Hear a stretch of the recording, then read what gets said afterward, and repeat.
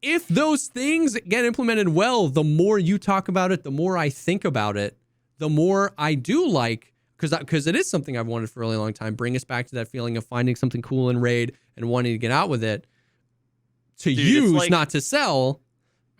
But it just feels like they have to get so many other things right. And see, now you've changed my mind back to being pessimistic. Well, now. What's up, everybody? Welcome to the podcast, the show dedicated to talking about all the Pogcast things in life, like music, content creation, and video games. I'm one of your co-hosts, JesseKazam. And I'm Veritas, a rule breaker. A heartbreaker. Yeah, I don't know about you, but I never follow the directions to, like, do not microwave this cup. Do not reheat. I always do. And although sometimes they have like a little metal like ring in them, and you end up with like a burn mark. Oh my! I think it enhances the flavor. The flavor, it's a flavor enhancer. Yeah. Is that some Mickey D's coffee? How old is that you nuked it? 4 hours or something. Okay. McDonald's has pretty good coffee. Yo, their coffee's top tier. It's better than fucking Starbucks coffee. Yeah, like McDonald's has good coffee. Yeah, I mean, it's one of those things that, like, it depends on who makes it. Of course. There's half of the people that we see when I see them making my coffee at my local McDonald's, I'm like, oh, good. And then half the time I'm like, there's fucking guys making my coffee, and I know it's like, it's completely black, but like tastes worse than black coffee somehow. Like, he explicitly goes and just, I don't know what the fuck he does. That this one is like, meh. I don't know. It's not amazing, but I just have to drink it because I'm addicted. Yeah, gotta get that caffeine hit. Get that caffeine hit. So what's up? Not much. How was your Thanksgiving? Good. For those of us who are in America, I know you Canadians did it last month or like a few weeks ago. Not you Canadians, but some Canadians that watch. Boxing Day is not Canadian Thanksgiving or Black Friday. Correct. It's neither.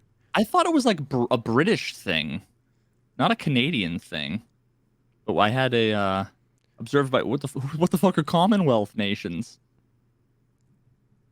Oh, okay. Sorry, this was just like a debate that was had. I have no idea. A debate that was had. Someone said something about like, oh yeah, it's Boxing Day in Canada. I'm like, I thought it was the UK, and I thought it was not Thanksgiving. It turns out I was half right. It is celebrated in Canada, but like 55 other countries. Okay. Boxing Day in Canada was when all the Canadians get their rage out. So that's when they can be nice. They all just throw on boxing gloves, and it's just 24 hours of the purge. Yeah, and then that's why they're so nice the rest of the year. That was the question. We were trying to figure out whether or not the boxing had to do with, like boxing, like boxes, like a big box store, or whether it was like fighting, like that kind of boxing. Yeah, I think it's like when they wrap their presents or something. Why is it called Boxing Day? I love how Google is like, why is it called the Bong Cloud opening, which is it's a meme opening in chess called the Bong Cloud. The Bong Cloud. Yeah, it actually has an amazing history that it almost deserves a documentary in and of itself. There's a guy named Lenny Bongcloud. Oh, that's his name. What a god tier name. Dude, his name is Lenny Bongcloud, and he loses basically every game he plays for like a decade. On chess.com, he's legendary. But what he does, the first move, he moves the pawn in front of his king. Okay? Forward. The next move, he moves his king forward, which is like the dumbest thing to do. Because you can't castle, you're moving it out from protection. And what he does is he's playing a game. It's a different game than everybody else. He's trying to get his king to the other side of the board. And then if he does, he resigns and he's like, I won. Incredible. So that's like an opening where if you're like memeing, if you're playing with a friend, they're like a grandmaster playing against a grandmaster and they like want to have a little bit of fun, they might open with the Bong Cloud and then the other one will open with the Bong Cloud. So it's like we both start with a disadvantage, but like, oh, we'll see where it goes. And I was like, I have to know, why is it called the Bong Cloud? I'm like, is it the shape of the thing? And then I found Lenny Bongcloud's account. Bongcloud is an S tier last name, and Lenny is such a perfect first name. Like Lenny Bongcloud. It would have been so much worse if it was like Mike or Steven Bongcloud. Like Lenny Bongcloud. Wow. That was the word. We just went from Thanksgiving to Boxing Day to then Lenny to Bongcloud real fast, and I kind of loved it. Yeah. Anyway. Wow. Good? It was good. Yeah, spent some time, with the little ones. Got to hang out with grandma, grandpa for a little bit. Was good. Was a good time. Nice. And great, dude. You want to know, like, existential, like, not dread, but just like moment. Like, it's crazy when we go and like see my wife's family and stuff like that. So like my wife's grandmother is still alive. So to see like all on one couch, like a woman, like 4 generations, her daughter, and her son. Yeah. And you're just like, what the hell? You know what I mean? Like, she's like, my wife's grandmother's like 98. And you just like, and you think like their parents were like alive when Lincoln was president. You know what I mean? Seriously, dude. It's like, whoa, wait a minute, what? Bro, it like sometimes I just like think about that kind of stuff and it gets nuts. Oh my god. Dude, you just think about how recent, like the 1776, 1800s. It's like it was a few generations. Yeah, like ago. 4 or 5 generations. Like it's kind of, dude. It's yeah, it was nuts. 1865. I mean, was that 140 years divided by what the like? Yeah. And she's like 98. So it was like 42 years. Yeah. Crazy. That's insane, dude. Crazy. But yeah, so Thanksgiving was good. Spent some time. Good stuff. Chilling. Yeah. Yeah, man. I discovered a new content addiction. Yes. It was another one of those, whatever's happening, it's like the lockpicking lawyer again. This is another one of those, like, all of a sudden people are talking about it. Yeah, I watched that and it just came up in my recommendations. Yes. Completely unrelated to something. And then you see all their videos are getting millions of views. And it's like, I always wonder, like, what happened with like lockpicking lawyer or this particular channel. But I've been watching Wristwatch Revival. Oh. Have you heard about it? No, but I mean, I'm assuming it's just like watch restoration. Yes. So I have seen tons of watch restoration videos on TikTok, and I always watch them all. So maybe I've come across it without knowing. Yeah. No, it's and it's crazy because I clicked on the video. It was like, a woman took this Rolex diving or something, and it was like shows it all scuffed up and whatever and like damaged. And then I'm listening and I'm like, this guy's voice is really familiar. Like, it sounds like Marshall Sutcliffe, who was the announcer in like Magic the Gathering. He's like one of he's just always the announcer in every single major event and everything like that. And he's like, hey guys, it's Marshall. I'm like, what? This guy somehow has this other YouTube channel, Wristwatch Revival. It is. So it is him. It is. Yeah. It's amazing.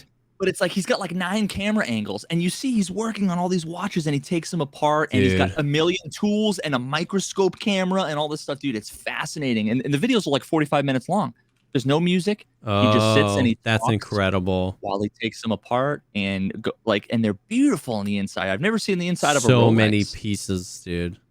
Unbelievable. It's unbelievable, and I'm like just like locks. Now learning how watches work, like it's just enriched my life a little bit more. Like knowing how a thing that I've taken for granted my whole life is more complicated than you could have ever imagined. Yeah. And you look at some of these watches that were made in like 1920, and the screws are like, you need a microscope. How the fuck did they manufacture them? I don't know. Yeah, that's such a good point.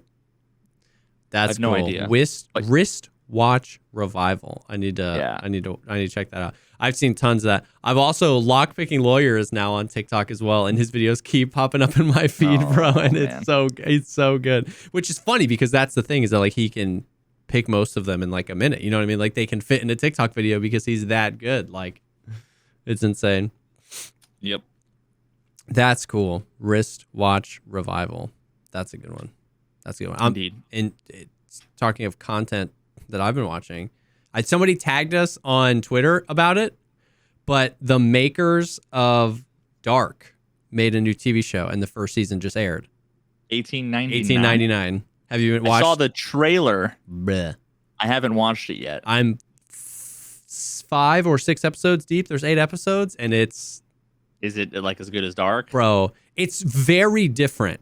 You know what I mean? It's got a bunch of the same cast. Yeah, it's got a few. Yeah, the main is the like middle-aged Jonas. Yeah. It's really good so far. It's really good. It's creepy. It's slow, kind of like, you know what I mean? But it's like, yeah, it's really good. It feels very. If I didn't know that, I would be like, yo, this feels like the people from Dark made it, and it did. It's really good. So you should definitely check it out. I'm gonna finish it probably tonight or tomorrow, but it's really good. But yeah, you've been playing a whole lot of Tarkov, I'm assuming. Yeah. Mm-hmm. Yeah, just nonstop. Just losing at chess. 18 hours. Oh no. Yeah, I literally don't even want to talk about it. Yesterday, I won like every game I played all day long. Today, I lost every single game. I don't understand. Yeah. I hate that it. Normally, it's obvious to me, like when things like that happen. Like I hate not understanding. Something, and it's not even that I don't understand chess. Yeah, of course. But I don't understand why I don't understand or why I don't. Yeah. You know, like somebody, the way it feels is like, imagine if someone walked up to you and they were like, "Hey, buddy," and they slapped you in the face. You're like, "Oh, what the fuck?" And then they came up to you and they're like, "Hey," and you're like, "Oh, goddamn." And then they went, "Hey," and you're like, "Nope." You dodged out of the way, and you're like, "Yeah, okay." And then they go, "Hey," and they hit you, and you're like, "Oh, why didn't I move?" And like, it just happens over and over again. And it's like, I like move a piece. I look at all the things. I move a piece. I'm like, okay, cool. And then it's like, your queen is gone. I'm like, why did I see it? Yeah. There's only 8 pieces on the board. How could I not see it? And you just can't see it, dude. I don't know, bro. I don't know, dude. I'm going through like a midlife fucking crisis. A midlife chess crisis. I mean, yeah. I can understand that at a 10,000 foot view because of just everything you've told me and some of my other friends have told me about chess and how many layers of thinking there are. There's the right now, there's the near future, there's the end game, and you're thinking about it all like 4 moves in, and it's like, ugh. Yeah. Ugh. And I've lurked while you've showed some of those like your graphs of how the engine, and you're just like, oh yeah, just know all that in your brain to be good at chess, Lamau. You know what I mean? I'm like, Jesus Christ. Just do the fucking Lenny Bongcloud. He's got the right idea. Just hit that Lenny Bongcloud. Well, we do have a little bit of Tarkov news and stuff going on. So they released Chapter 3 in the Chronicles of Rigi, which is like Chapter 3 is like videos that they've put on their YouTube channel. Mm-hmm. Rizzi has been a character in almost every single event since like the pre-wipe that was happening this time last year. Like leading up to the 12.12 wipe, I'm pretty sure we had like Rizzi stuff, and then all in the spring when they did that like 1.5 trillion, he was involved in all of that stuff. A bunch of the events have been like Killa or Tagilla or the Rogues moving around maps specifically to find him. The most recent Sanitar event was he was on customs looking for Rizzi. So like it's all connected, but like this was Chapter 3, and spoiler alert if you didn't see it, but it looked like he died at the end of the video. He was. Yeah, I haven't seen this yet. He was the fucking IKEA. Yeah. Rig. He's got, and then he like spills something in Sanitar's lab. You said that just as it happened. That was like you were narrating it. And then what happens after that? And then he goes back to his hideout. I mean, clearly that's got to be like the fucking virus or something. Yeah, like the virus. I was thinking internet historian. The virus. And then he just like passes out. Oh yeah, he looks sick. Yeah. He looks like something fucked him up. Oh god. But then like Dimitri like retweeted the tweet and was like R.I.P. Rizzi. Like it was like it felt like he died. You know what I mean? I don't know if he did, but it felt like he died.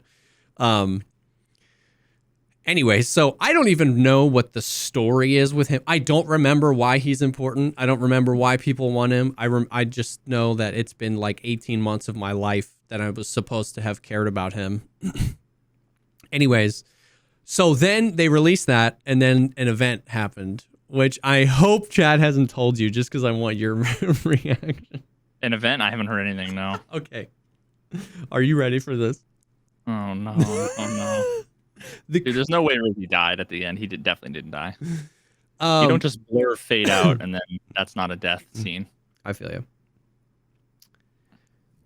The current event is you take 100% additional damage to your PMC in perpetuity, and every level that you have of your immunity skill reduces that by 1%. So I have 1,500 raids this wipe. I'm level 60, and I've easily spent 20 million rubles on stims. And my immunity is level 10. So every single raid that I go into, I take 90% additional damage except for your head. Everywhere except for your head. But you have plus 20 strength, plus 20 endurance, plus 20 like metabolism. Your carry weight is increased pretty significantly, and you know how like the Propital heals you for 1 HP per second for 300 seconds? You get 2 HP per second just forever healing. So every time you get shot, you just immediately start healing 2 HP per second. Without Propital. Yeah, without anything. Yeah, you don't have a painkiller on permanently, but if you get shot, you're just immediately going to start healing 2 HP per second. Yo, I mean, that right there sounds like an interesting idea, to be honest. Having like some automatic healing, just like over time. So like so people are like kind of calling it like the Call of Duty event, because like everyone's complaining that the time. I'm not saying they did it, but it's like that's what people call it, because like the time to kill in Call of Duty is so short. But that's how all of those games work, where you get shot, all you have to do is hide, and eventually you just heal back up. So like it's that concept where like it's plus strength, plus endurance, plus metabolism. They increased your carry weight and gave you permanent heal. So everybody's moving faster and so everyone's like weaker. It did a year ago. Yeah, kind of, yeah. So it's like, but you take twice as much damage. Okay. And what's funny is that this is the second event now. They did the Toxication event before the last wipe, where if you have max immunity, you're not affected at all. So like Smitty Stone and like 7 other people are just playing the game with cheats on, basically, because they don't have the damage thing, but they have the buffs, and everyone else has the damage thing. Like they've got all the buffs and they already have like max level everything. Yeah. So they can pop a Meldonin and take 10% less damage, and everyone else on the map is taking between 90 and 100% more damage. I wonder if like, does it actually fucking feel any different? No, honestly. See, that's the thing, is that my guess would like, my gut is like taking 100% more damage is yeah. Especially if, let's say you do 5 raids in a day, because of all the RNG with armor and with bullets, sometimes it's 2 bullets, sometimes it's 4 bullets. So like normally the variation within a given fight can be 200-300% different. It just feels like you lose the RNG battle all day. Like none of the stuff that you die to feels like impossible. It just feels like you die to the bullcrap all day. Like, it feels a little different. You kill people pretty quick. Like if you can get like 1 or 2 headshots on them. Obviously leg meta. Like basically the way I found, like I played Tarkov yesterday and it was like really fun. But it was because I have the means, right? 40 million rubles and a stash full of loot to just like turn this event into a meme. I was running Ketters and like Glocks with RIP, and like leg meta's insane, right? 45 ACP RIP rounds, 2 tap to the leg, boom, boom, dead. You're dead. RIP slugs do so much damage that even if you have level 20 immunity, 1 RIP slug to the leg does 500 damage to you. So you're just dead. 1 RIP slug. I died to RIP slugs 4 times last night. Literally, if it scrapes your fingernail, you're dead to a rip slug. So like that's kind of like annoying when that happens and stuff like that. Especially because it like this event would be kind of fun, but it like, the net code and the audio exacerbate because like you're just like you're such a glass cannon. But it was basically it was just memes. I was just like memeing with freaking flesh damage and stuff like that. But yeah, dude, that's the event. And it was so funny because I legitimately was like, I just want to know if they thought it was going to be a good event. Like, I want to know if they were like excited to see the community's reaction, or if they knew. Like, are they at this point, are they like poking at us because it's hilarious to them? Or did like Sean over at HQ, was he like super hyped? Because like 10 minutes after the event started, bro, Twitter was like exploding and was just like, what the hell? Like, why? I don't understand. Do you want us to play your game or not? You know what I mean? So like, I wonder, I mean, part of me also thinks that, like, let's say you're a newbie and you have dog shit guns and no armor. Yeah. Like, maybe it makes it easier to kill the top. Do you know what? Top end guys. Yeah. Like, not, I guess compared to what it used to be. Yeah. You know what sucks though? Is that AI doesn't have any change to their health. Yeah, of course not. So that's truly like, so I popped the game live and I was like, this event sucks. And then I played for like an hour and I had some like really funny like encounters. And I was like, chat, I was like, this could be way more fun than I thought. And then I was on a way out of a raid after I killed 5 people and I heard Schwajile and I fell over dead. And I was like, yep. Oh God. And we're back. Sucks so bad. Because like when I'm fighting PMCs, we're all in the same playing field, right? So I 1v3'd, like I 1v3'd a squad. And at the end, I felt like such a god because I was like, if they had hit me basically twice, I was dead, right? Yeah, and I was like, I won this. I was like, that's so sick. I kill another guy. I loot everybody up. I'm walking. I'm 10 feet away from RUAF. And I hear Schwajile SKS and I'm dead. And it's like, okay, this sucks. Because when I'm fighting the PMCs, we're on the level playing field of everybody's messed up. You know what I mean? Like really, truly only like 10 people probably have max immunity. So just about everybody kind of has the level playing field of 1 or 2 leg shots and you're toast. Except the AI. And so like you can shoot them 8 times, you know, you hit them in the arms, none of it counts. And then they just, you know, they all have freaking Magnum buckshot, you know what I mean? Or like 7.62 PS, which are big rounds. And they just like one tap you. And it's like, damn, if you like deleted the AI from this or gave the AI like 50% of their health as well, this event could low key be fun. Just like literally like SWAT. You ever play SWAT in Halo? Like that was one of my favorite modes. You know what I mean? It would be like Tarkov SWAT. Sniper, yeah. Wasn't it? Yeah. And like reduced HP. It's basically with the battle rifle, it's a one tap to the head. And so like, it would basically be like Tarkov SWAT where like, yeah, if you're new, bring in your stock SKS. You're going to be one tapping people. It'll be kind of fun. Yeah. But then the AI and the bosses and all the stuff that still spawn are just like freaking rip. It just like sucks the fun out of it when you know, wipe a 5-man and then die to an SKS scab. Yeah. Even faster than you normally die to the SKS scav when you're frustrated. So now it's just like, instead of him, he doesn't need the double damage bug to kill you anymore because all the bullets are double damage bugged. So do you find yourself actually aiming for the legs more often if you're not memeing? Like, no, I'm terrible at that, bro. I died like 8 times last night because I brought leg meta kits and I shoot people just center of mass nonstop and then they kill me. It's so hard for me to rewrite that mental code of like shoot for center mass or head, but those are the only things you ever aim for. Yep. Yeah, no, I mean, for the longest time, I was trained to like slow down and try to tap the head. But then with the net code and the jittery movement and stuff, I had to untrain myself because it was just impossible. It was just impossible, right? But then when you watch me play DMZ, it's like, what about headshot, right? So it's like I'm not lacking the skills to hit moving targets.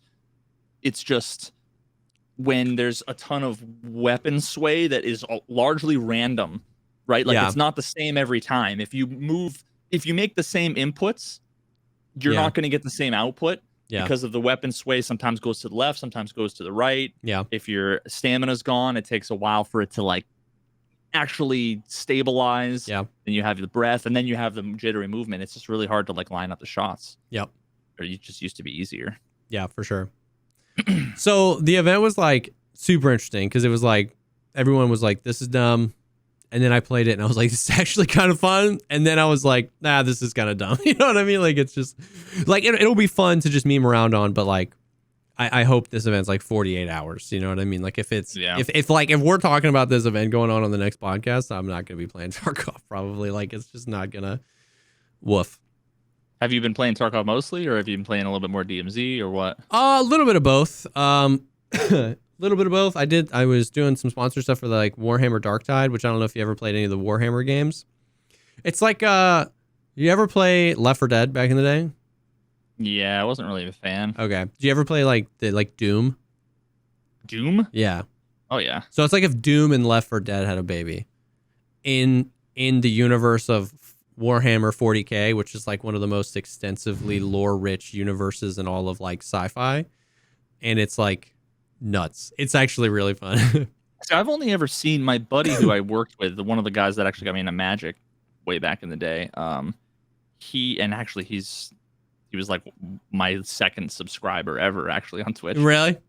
Yeah. He would do like the tabletop. Yeah.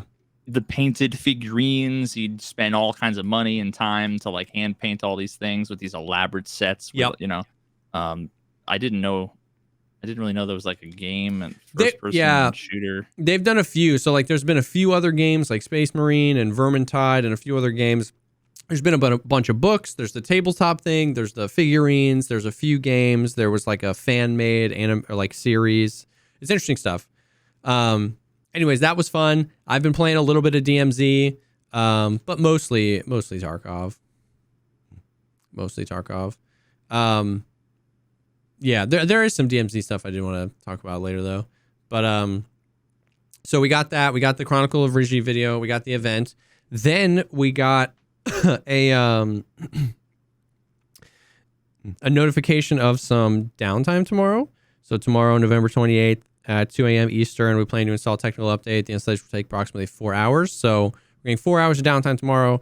I don't think it's like wipe or anything crazy like that, but it's close enough that it could be putting in the beginnings of like pre-wipe and stuff like that. You know what I mean? Like normally it's like we get 1 to 2 weeks of pre-wipe. Every wipe for the past 2 years, pre-wipe has gotten more and more complicated. You know what I mean? Where it used to be like raiders are everywhere and then everything's 99% off. Like that was pre-wipe. That was it for like 6 wipes in a row. And now then they've been doing all these elaborate events with different things. Like lore stuff. And then like last wipe, they did the thing. You remember the thing where it was like the everybody's intoxicated and the airdrops drop one single antidote stim. And when was this? This was this was the pre-wipe event for the wipe that happened in the summer. So this was like June. It was everybody's intoxicated. So it was like the extracts don't open for 10 minutes and you're going to die in 8 minutes unless you like bosses had the one antidote stem and the airdrops that came in would have one antidote stem. And that was like a crazy pre-wipe because it was all pushing PvP content, fast paced because you had to get the thing, you had to take the stem, you had to get to the extract.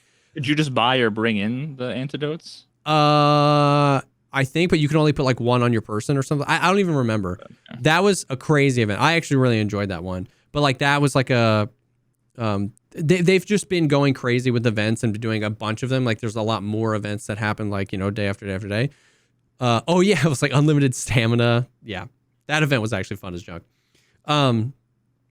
So it could be like, I'm not necessarily expecting pre-wipe to start tomorrow, but like it's pretty, you know, they're doing 4 hours of downtime, so it's got to be something. There isn't any like egregious like bug that's in the game that I see them needing to like patch ASAP, and they keep saying over and over again in every possible Q&A that they still want to release this patch this year. They want to release Streets before the end of the year. So if they were really confident in all that stuff, and if they wanted to do a wipe before Christmas, it wouldn't surprise me if pre-wipe starts in the next 3 to 5 days, goes for 1 or 2 weeks, and then we get wiped. So we'll see. I mean, at this point, I'm just like, we'll wait and see. It was just more of like an interesting anecdote that they said, hey, we're doing an update tomorrow. And so it was like, could be pre-wipe. Yeah. So is that what everybody's thinking? There's going to be a big patch and a wipe for Christmas. Mm-hmm. Yeah. I think we are going to get Streets with this next patch. I don't know if we're going to get this next patch before the end of the year. Does that make sense? I think they're committed to putting out Streets, And that might mean that they're like, hey, we have to push into January. You know what I mean? Like, I don't think that the patch gets pushed to February, March, April, but it's just like, but I do think we'll probably get streets in the next patch. They're doing drops again? I don't know. Honestly, I hope so. Drops are dope. Drops are super fun. But I don't know. We'll see, yeah. Yeah. Yeah, I don't know. I mean, based on, you know, I'm kind of working on a video right now talking about this, but like, I know it's all copium, and I know that I'm addicted to the copium, but like, if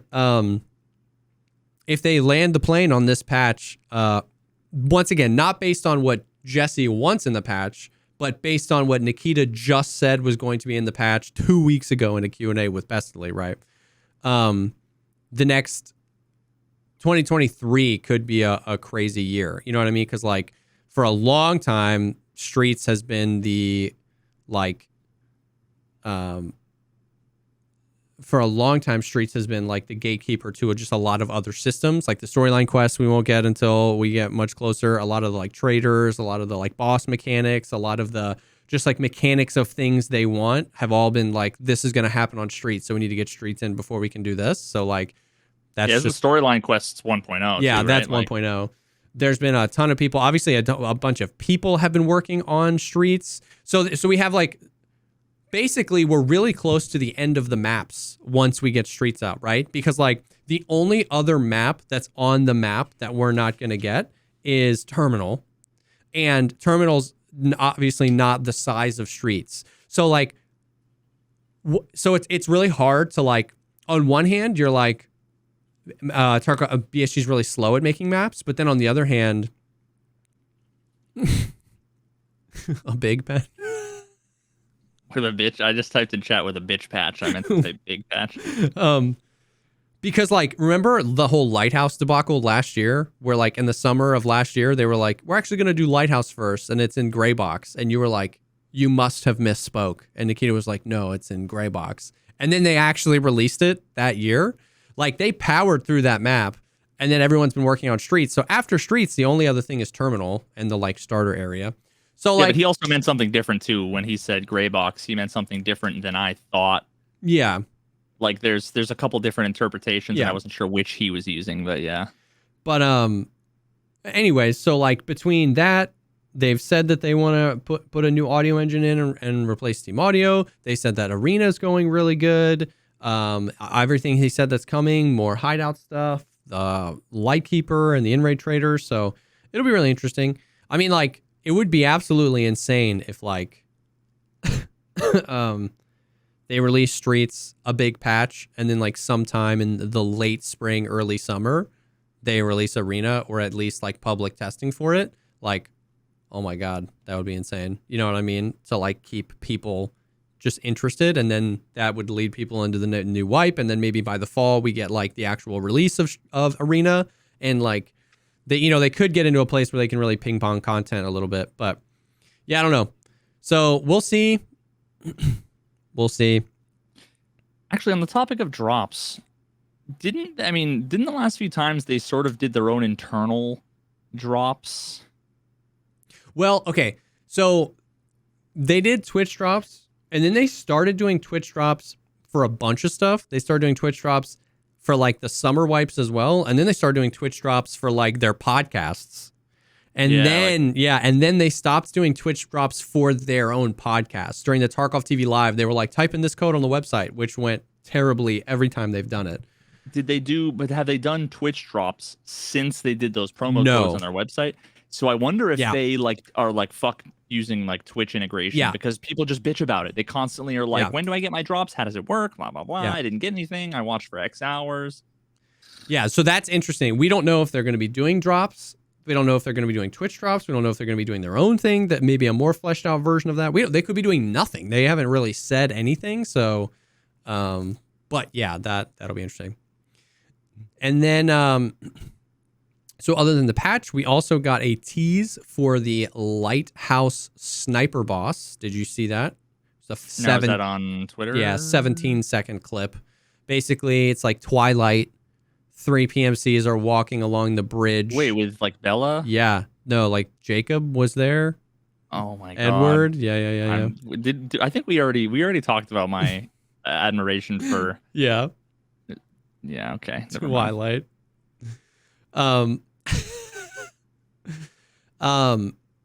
So that was basically 3 PMCs walking along the bridge. They all get sniped, and then in the shadows, you see Antler Man stand up with an AXMC. So like, people were like, "Are you super excited, dude?" I was playing the other day on Shoreline, right? And people in the chat were like, "Bro, are you excited for the new boss that they teased, the new sniper boss?" And like 3 minutes after that, I was on Shoreline. I was chasing down some PMCs. I'm looking around. I throw a bunch of nades. I clear a bunch of corners. I run out 3 feet, fall over dead. Got double damage bugged by M61 to Bird Eye, who just God knows where he was. And I'm like, yeah, I'm super excited for the sniper boss with the better gun than the RSAS. You know, is he using a thermal? I don't know. It looks like a thermal, or maybe it's the HHS. I can't tell. It's super dark. It's hashtag Twilight. Hashtag Twilight. But it's like, dude, you know what I mean?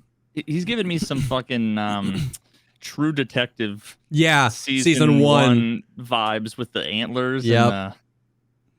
And Carcosa. Yeah. Oh my, that was such a great season of television. Oh god. So that leads us to a lot of stuff though, where like we don't know. That's confusing because like it's just the rabbit hole, man. Like would they release that boss without the Lightkeeper traitor? Because his whole purpose as a boss is to protect the Lightkeeper. So would they introduce him without the Lightkeeper? If they introduce him with the Lightkeeper, then that has much crazier implications. The original plan was that you would never really fight this boss, but he existed and you had to gain favor with him so that he would let you across the bridge, which a lot of people have been pointing out could be, have you seen during the Halloween event, there was, you know how there's like the flares that you, and then the flare gun? Yeah. So there's the flare gun, there's a green cartridge in the flare gun that when you shoot that, all the scavs in the vicinity become friendly to you. Did you ever see any of that? That's a thing. It's in the game. I have those green flares in my stash right now. Wait, that's as a PMC? Yes. So that happened during the Halloween event. And then after, during the Sanitar event, people that had them were using that to get their melee kills on Sanitar for the quest. You'd run into Fortress and hit it, and Sanitar's all his goons would just run up to you, and they're chill. And there's if you kill one, do they unchill? Yeah, then they're like, I'm pretty sure. Oh yeah, because I've seen something they would completely fucking break too. I'm surprised if they pulled that off. Yeah. So that would be interesting if it was something like that, because a flare would make a lot of sense, right? You're way over here, the sniper boss is way over there. You pop the green flare, and then you've got 10 minutes of time to like get over there, get your thing. That would also be really interesting it would let everybody know you're going over there, but it would mean people couldn't really push you out there, because unless they had a green flare, they wouldn't be able to come out there, but then they'll just kind of camp you out on the bridge. Lots of questions, but like there is a lot of questions, like what happens if you do kill him? Like, is there some sort of separate karma system where if you do kill the boss, Lightkeeper won't sell you stuff for a certain amount of time? Like, yeah, so many questions, so little answers. So we don't even know. There's a possibility they just like put him in as a boss. They stick him up on the lighthouse and you can't kill him and you can't loot him, and Lamau BSG doing BSG again. Or that tease could mean that the Lightkeeper's coming too, which has tons of other implications that we've talked about many times. Interesting stuff. I don't know. So there's that. Who knows? He's got an AXMC at least sometimes, which is just great. Dude, you know what's the AXMC? It's the 338 Lapua Bolty. The sniper? Mm-hmm. It looked like he had a fucking, just like the M1A with the... No, I gotta look at that again. Yeah. It looked just like an M1. Oh, God. Well, actually, I guess maybe it's even a little bit better if he's got the bolty. He had an M1 and just like... Yeah. Well, better for him, not better for us. Yeah. I'd rather... Because, I mean, like, yeah, he's going to hit every fucking shot, so... Every shot. So there's that. I can't tell. Yeah, it is a bolty. I can see the bolt now. Yeah. The fucking video rendering is Oh yeah, Twitter compression. Yeah, not great, but 115,000 views on a fucking Twitter video. Jesus Christ. Yeah. So that's that. Apparently there was a Russian Q&A that is getting translated, and he talked, I mean, like, a lot of times he's just like, a lot of times with the Russian Q&As, they just like bounce around because I feel like he's just speaking his native language. Like they don't really have like a purpose. It's just like he's just like talking to people and they ask questions and he answers. So it was kind of all over the place.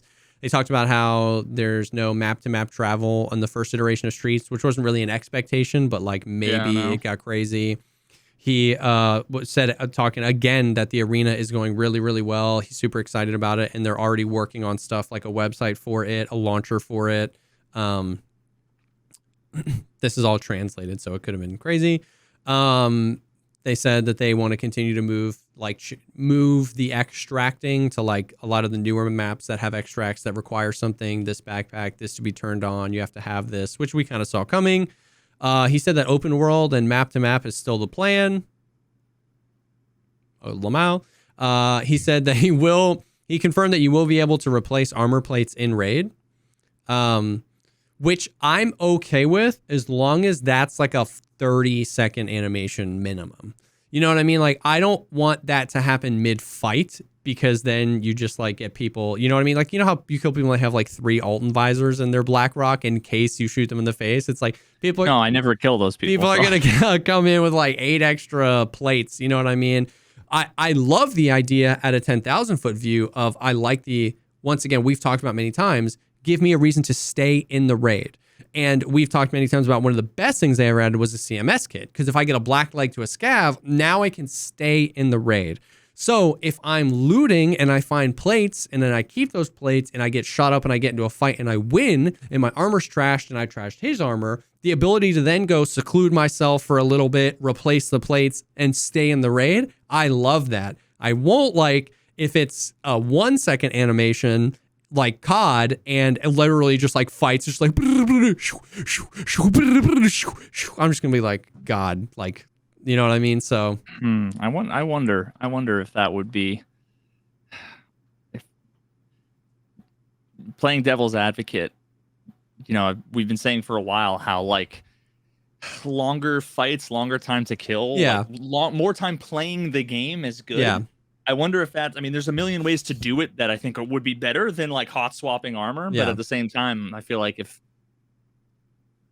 might not be the worst thing in the world if you were able to, you know, maybe not 30 seconds, but maybe, you know, like, because every now and then I'll CMS. Oh, I'll CMS mid-fight in the middle too. of a fight. Yeah.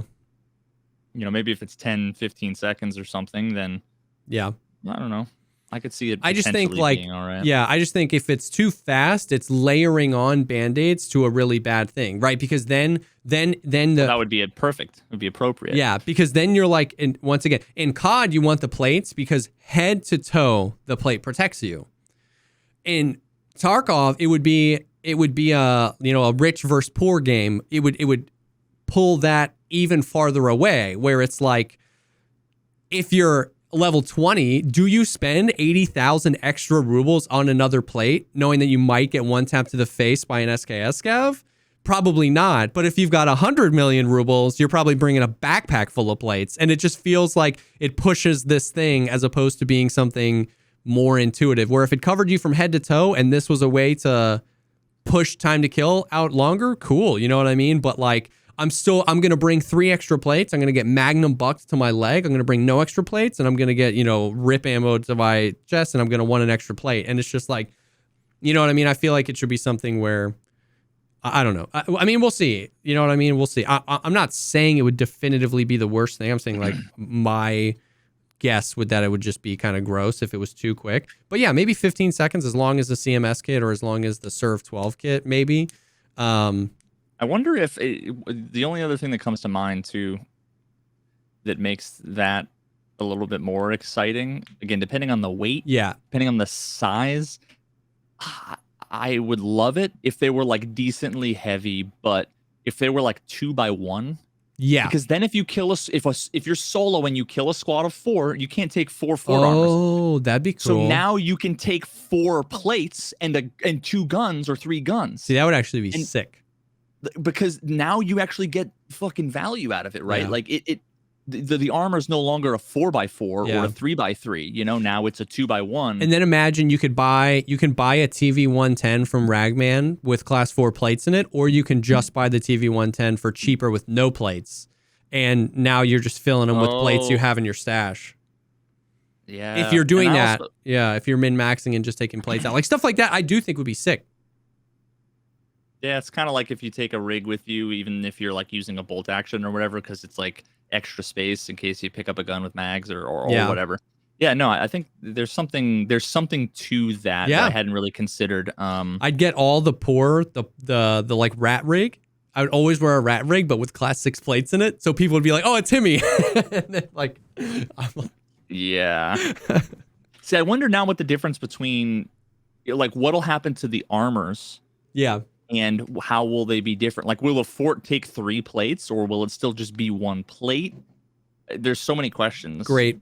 Yeah, lots of questions. They said that at one point, they separated the tasks of the plate system was going to come in with the modular system. And right now, the modular system is on hold, i.e., like you buy a base, and then I want a 2x2 here. I want 3 1x2s here. I want 1x3. And then you can pick your plates. All of that, he said, like, we just kind of had to put that on the back burner. And they separated out the just ammo plates, the custom armor hit zones, like where you can get hit in the shoulder or whatever. And that's what's coming. I think, like, that would be all we needed to make that successful. Of course, I think the modular thing would be sick. But we have so many armored vests in the game already that have so many different variations. Like a TV 110 has 2 2x2s, 4 1x3s, and it's like, see, I don't give a fuck about those. Like, so being able to put like class 6 armor in that, like, cool. Like, I don't think we necessarily need the custom thing because we already have so many different variations that, like, I think it's fine. Just give me. So I'm glad they separated that so we can get the plate thing in sooner, because I think that'd be cool. Yeah, no, I don't really give a shit about being able to, like, have the exact combination of squares. Like, exactly. It's cool. It's never going to be relevant. If we could snap our fingers and put it in the game, it's like, that's neat. But like knowing the debt of features, I'm like, yeah, it's like, I don't think it's worth spending any time on when there's so many options now, and most of the time the only thing I have to think about is, does this have 1 2x2? Yeah. Or 2 2x2s or 0 2x2s? Other than that, like, I almost never have a mag that's like a 3x1. Very rarely. Yep. So it just doesn't matter as long as it's got like 3 or 4 slots in it, maybe a single slot, and, you know, it's cool when there's enough for like a helmet. But again, obviously that's another thing that doesn't make sense, right? Like, you would kind of could. You could, like, hang a helmet maybe from like the Molly. I don't know, but yeah, I don't really care about that stuff. I'm more interested in the how the armor works and what sets them apart. Like, are the materials going to be different now? Like, because there's aluminum, there's the ultra high weight, whatever, ceramic. Yeah. Because in real life, all of those different materials that make up those armors all exist in the same form factor. Like, you know, what? It might be like the Kevlar plus the plates or something like that. Like, maybe the Kevlar is like 1 level of armor, and the plate is like, you know, another level of armor. So you could have a 4+1. Yeah. Because, like, when I did that video with Brownells, like, we had all that stuff on the table, and we shot, like, you know, 5.5A1 and like some of these ammos against these things, and that was pretty mind-blowing stuff. But all the different, like, this one's ceramic, this one's ultra high weight, this one's light, this one's steel. It's the same form factor, you know what I mean? So it's all just like, so gamifying that would be cool and relatively realistic, of just like being able to, like, find plates in stashes, find them in raid, take them off players, take them off bosses. Like you were saying, being able to loot more things, keep them in your stash. You know, take a TV 110. It'd be interesting if, like, you know, you put a 6 plate in front, but you only have a level 4 plate left over, so you put a 4 plate in the back. Is that kind of stuff going to happen? Yeah, I feel like they should almost, like, combine the armor level, like the class, and the material. Like, just make it so that, like, just to simplify it, make it so that ceramic is 3 and aluminum is 2, or like whatever. They won't, but I agree. Yeah, it's just like we don't need. There's so many dimensions, right? Because there's the current durability, there's the original durability, there's the class, there's the material, there's the zones. There's so many variables. Yeah, there's most of which you don't know how they actually work or what they mean. And how 6 classes, 6 materials, something like that, 5 or 6 materials. So like there's just so many. And then like, what we'll end up with is like ammo, right? Like there's how many different types of ammos in the game? Well, how many of them do you find in raid? 7. All right, 7.62 PS, 545 PP, and then the Keter ammo. You know what I mean? So it's like there's 36 armor plates, but all we're gonna find is like ceramic level 2s. There's just more things that you find and you go, oh. Yeah. Just 80% of the things are the bad things, and those are 95% of the things that you find. Yeah. So like being able to like, yeah, simple. I would be down with that. I feel like they won't, but I would be down with simplifying it as well. But that was an interesting thing. There was some weird translation thing. Nolan was like, I don't know exactly what he meant here, but he was talking about in the next patch, lots of changes to tasks. And now, Nikita said it was translated, and then Nolan regurgitated what was translated, and then I'm regurgitating it to you. So as a preface here. This is the ultimate the ultimate game of telephone. But it was something, so basically I won't even try to say what he said, I'll say what it was implying. That with this update, in addition to changing some of the tasks, the player will have a little bit more agency over the order of the tasks and being able to swap them out. So like so right now we can like swap the random tasks, but imagine being able to like, pay to do Grenadier later or earlier or like something like that. It was something. Now there was no information given, but it was what was regurgitated that Nikita said was something along the lines of like being able to swap out tasks from the traders and like change the order of them, which could be cool. It could also be terrible. But it could be cool. If you just have to spend $100K to like, then again, it's some more pay to win shit. Not pay to win. No, but you mean like in the game internally, like the more money you have, the easier it is to do the thing. Exactly. But if there were some more choices where like right now we have a few quests where you complete it and you choose who you give it into. Imagine if imagine you complete debut and then like 3 tasks pop up for Prapor. And it's the Punisher part 1, some other quest, and some other quest. And when you select that one, the other 2 go away. You're selecting which quest tree to go down. So like you can get Punisher done your first week if you wanted to. You know what I mean? Or this. Like something like that could be an area where it kind of like gives you like, which one of these do you want to do? You're going to do them all eventually, but then you can kind of maybe do some of the ones that you would find later earlier. Like I'd love to accept capturing outposts on day 1.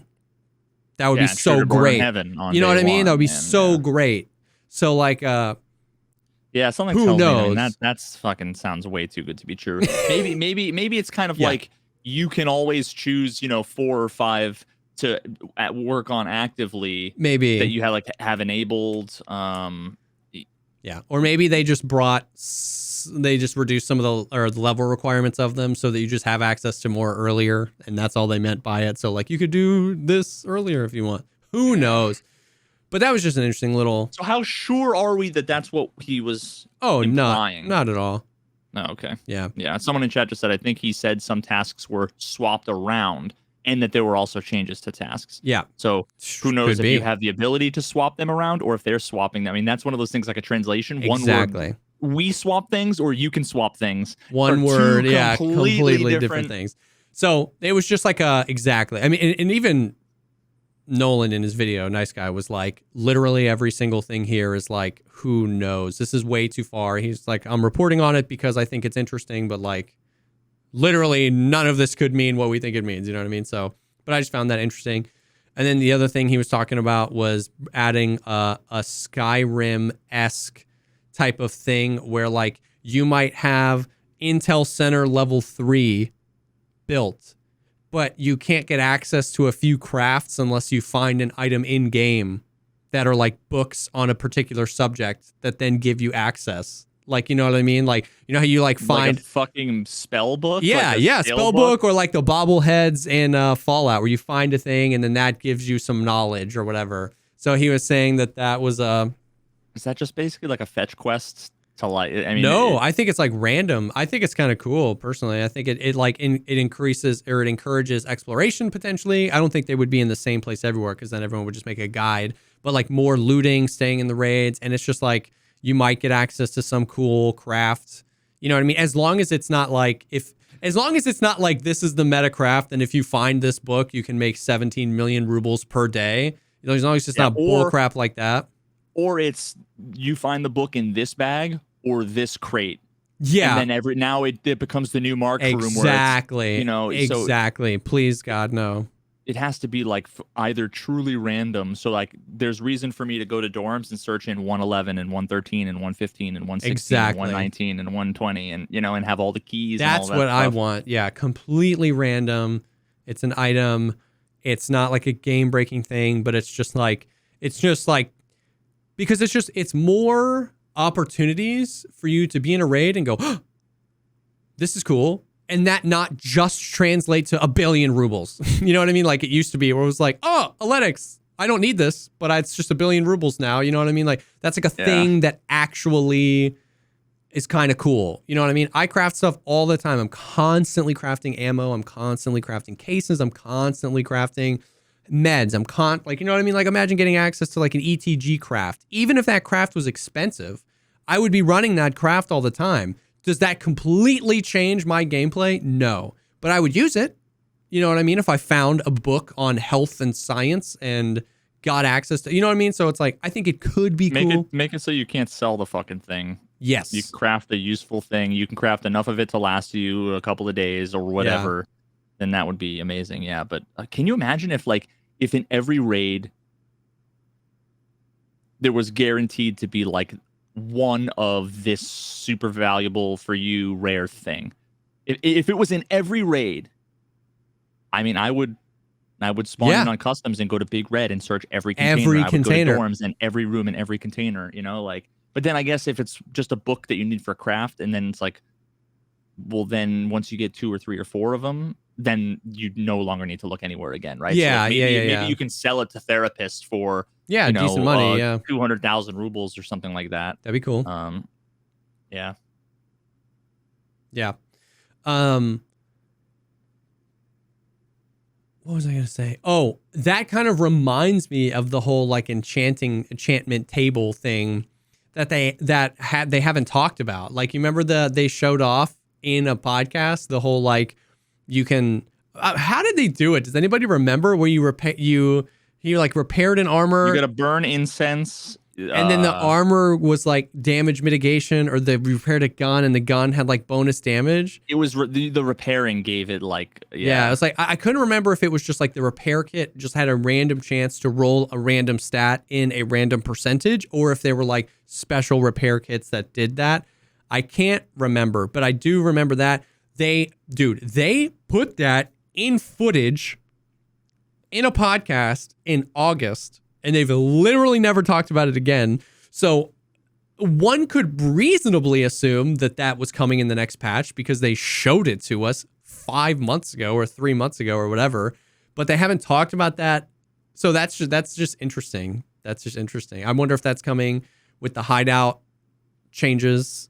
You know what I mean? I don't know if that's going to play a part in it as well. Maybe maybe the repair skill, the weapon repair skill, the higher that skill is, the higher percent chance you have to proc a bonus stat.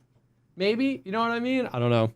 Yeah, I don't know why. Like thinking about this again, I don't remember what my initial response was. I think I liked it. Yeah, you liked it. And I vaguely recall you didn't like it. And I was like, what the hell? Yeah. Because I like RPG shit. Like I like choice. Too. I like, but so just thinking about it again, for some reason, I don't know why, that just sounds different than I remember it being. But maybe I've just been out of it for so long, it just sounds new because I haven't been thinking about it. But I don't know, that just, again, assuming a reasonable, a cool, logical, reasonable, but cool set of buffs, not like something completely crazy. I don't know, that makes it more interesting, right? Because I've been saying for the longest time how having like how the idea of having like a unique rare gun is amazing, but in the context of the fact that you get to maybe kill one person with it before you die makes it so that it's actually not amazing. Not it's amazing, actually like yeah. super depressing. You'll never want to use it except for the one time you will wear all level 6 armor, and then that's when you just get wrecked by the cheater.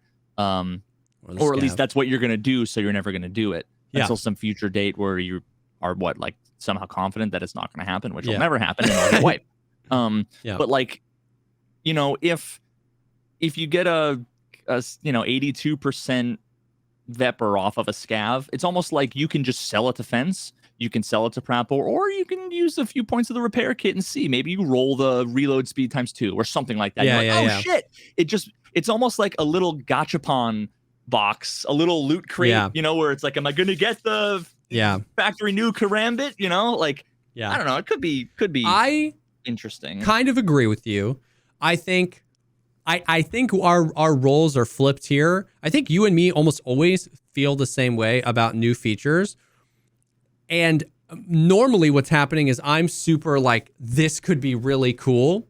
And you're like, but we always agree that the idea... We're disagreeing on how they're going to do it. Yes, exactly. We both almost always agree on if a feature would be cool or not. I'm saying I'm excited for it because I imagine they'll implement it the right way. And you're saying I'm not excited for it because I imagine they're going to implement it the wrong way. And this conversation is flipped. The more you talk about it, the more I agree with you, actually, where it's like, bring us back to that 0.9, 0.10 of like, you kill a guy and you find a rare gun. Imagine finding a class 5 armor and it's like, plus 20% damage absorption. I want to get this back and repair it. Like, I want to, like, that feeling of like, oh, rare gun, rare armor. That's cool. But so many steps have to be got right for that feeling. It can't be that you get to a point in the wipe where literally every gun and every armor on every PMC is enchanted. You know what I mean? And there can't be a way to just like guarantee the best stats all the time. It can't be just something that's just like you can just dump money into and always get exactly what you want. Like, it has to be rare. The percentage values have to be significant enough to be cool, but not so significant that you're just a walking tank. If those things get implemented well, the more you talk about it, the more I think about it, the more I do like, because it is something I've wanted for a really long time. Bring us back to that feeling of finding something cool in raid and wanting to get out with it, to use, like, not to sell. But I just feels like they have to get so many other things right. And see, now you've changed my mind back to being pessimistic. Well, now all I'm thinking about is, again, you never played Diablo. Correct. Have you ever seen the game? Yeah. I'm sure you. So, or maybe you've seen like Path of Exile or like those kinds of games, where when I first played it, the first couple of days, you go in and you have like a white axe, and it's like 3 to 5 damage, and you're like, okay, cool. And then you find like a fucking berserker axe, and you're like, 8 to 15 damage, like, oh shit. And then like later on you find a magical one and it's like +5 endurance. You're like, oh cool, it's a magical one, that's really cool. And then later on you find out that like there are magical ones with 19 stats all maxed out that are like game breaking, and then there are also rare ones and epic ones and all these other things, and then you can take a normal one and socket it and put these sockets in, and then you get 900 things that all are like you could never fucking imagine. And then it's like, whenever you play and you find every white and blue and yellow item you find is like, ugh, like you don't give a fuck anymore. Yeah. So what I don't want them to do is to make it so that if you find a 99% M4 that normally you're like, oh, okay, cool, I can mod this out, it'll be cool. But if it's just like not, if it has no stats on it, exactly. If there's 1,000, if there's 10,000 slicks in existence in the game, it can only be a few percentage of them that are enhanced. Because if we get to the point where more of them are enhanced, then all the other ones become exactly, they become invalidated. Then 100 durability guns we will treat as like, it used to be when you killed a scav that had a gun you liked, like an AKM, you were like, ooh, like I can take this back and mod this if I'm balling on a budget. Now all scav guns are irrelevant because they're 11.5 durability. Well, if most of the guns PMCs have are enchanted now, well, then when you find a 100 durability M4 in a barrel stash, you'll be like, it's not even worth taking because it's not enchanted. You know what I mean? And it's just like, exactly. The only exciting thing will be finding the rare gun with the rare max enchantment, right? Like finding the fucking 4-socketed or the 5-socketed flail that has 15% max durability, and it's like, unless like you're only ever gonna fucking use the one with the 15% and not the 14% because nobody will want it. It has no, like, what's the point if it's not min-maxed? So now the idea is garbage. And so the more you talk about it, the more I'm like, if executed well, it could be really cool, but it's like, if executed well is the really big caveat there, you know what I mean? This is the one thing you're skeptical of them pulling off. Everything. Streets is going to be awesome. It's going to be this year, bro. It's going to be great, dude. But no, they can't do fucking... They're not going to be able to pull off an enchanting table. Listen, balance has traditionally been one of the things they're the worst at. So, but how we got to this was like, what's weird is... they haven't talked about that since that podcast. And so with all the other stuff coming, all the other stuff he talked about on the multiple podcasts, on the interview with Nick Pesley, like, I'm just surprised we haven't heard about it. So I'd just be interested to see if it's something that's coming, if it's getting pushed back, if they deleted it, if it's going to become a part of the armor plate system we were talking about earlier. Who knows? Which is a little interesting tidbit there. Yeah, so I think that's all the like news. Yeah, like we said, arena, changed extracts, open world. He said something to the effect, once again, we need the translation, but yeah, the effect that open world is still the plan. We're so... If Nikita was looking me in the eyeballs right now and was like, we absolutely still want open world, I don't think my emotions... They're going to do open world. It's going to be... I don't think my emotions would change at all. Because it's just like, I feel like I can't believe anything until I'm playing Streets of Tarkov. Like, you know what I mean? Like, until I'm in that map, WASDing around, I feel like I just can't believe anything past it until we get it. So when it comes to open world, though, like, is it because you think the performance is going to be rough? No, just because like building a map that can hold 50 players, if it took 4.5 years, how are we going to support 150 players on all the maps? You know what I mean? Like, I don't know. And not all the maps are done, and not all the maps are gold standard. You know what I mean? I still can't shoot a light bulb on Shoreline and have it explode. You know what I mean? So it's like, now there's a universe where they do hit us with Streets, and then 2023, they just like power through. They like interchange, maybe I would imagine we're getting like a Unity upgrade with this patch, because they had been teasing they wanted to get to Unity 21 or whatever. Maybe they're just like, maybe the dam breaks open, and if they've got 200 map designers and 198 of them have been on Streets, they release Streets, 50 of them stay on Streets. Maybe 2023 goes nuts and we get an interchange update and a Shoreline update, and they're optimizing it and top down. There's a world where that exists, but it's just like, until we get Streets and until I see, like, when I'm on Streets, am I at 43 FPS or am I at 90 FPS? You know what I mean? Like, until I get that stuff, I just like I can't even really consider open world. Map to map travel seems like the lower hanging fruit, where it's like they kind of like get the pseudo open world without the open world. Obviously, you and I have talked many times about how we want true open world and how sick that would be, but I don't know. Yeah.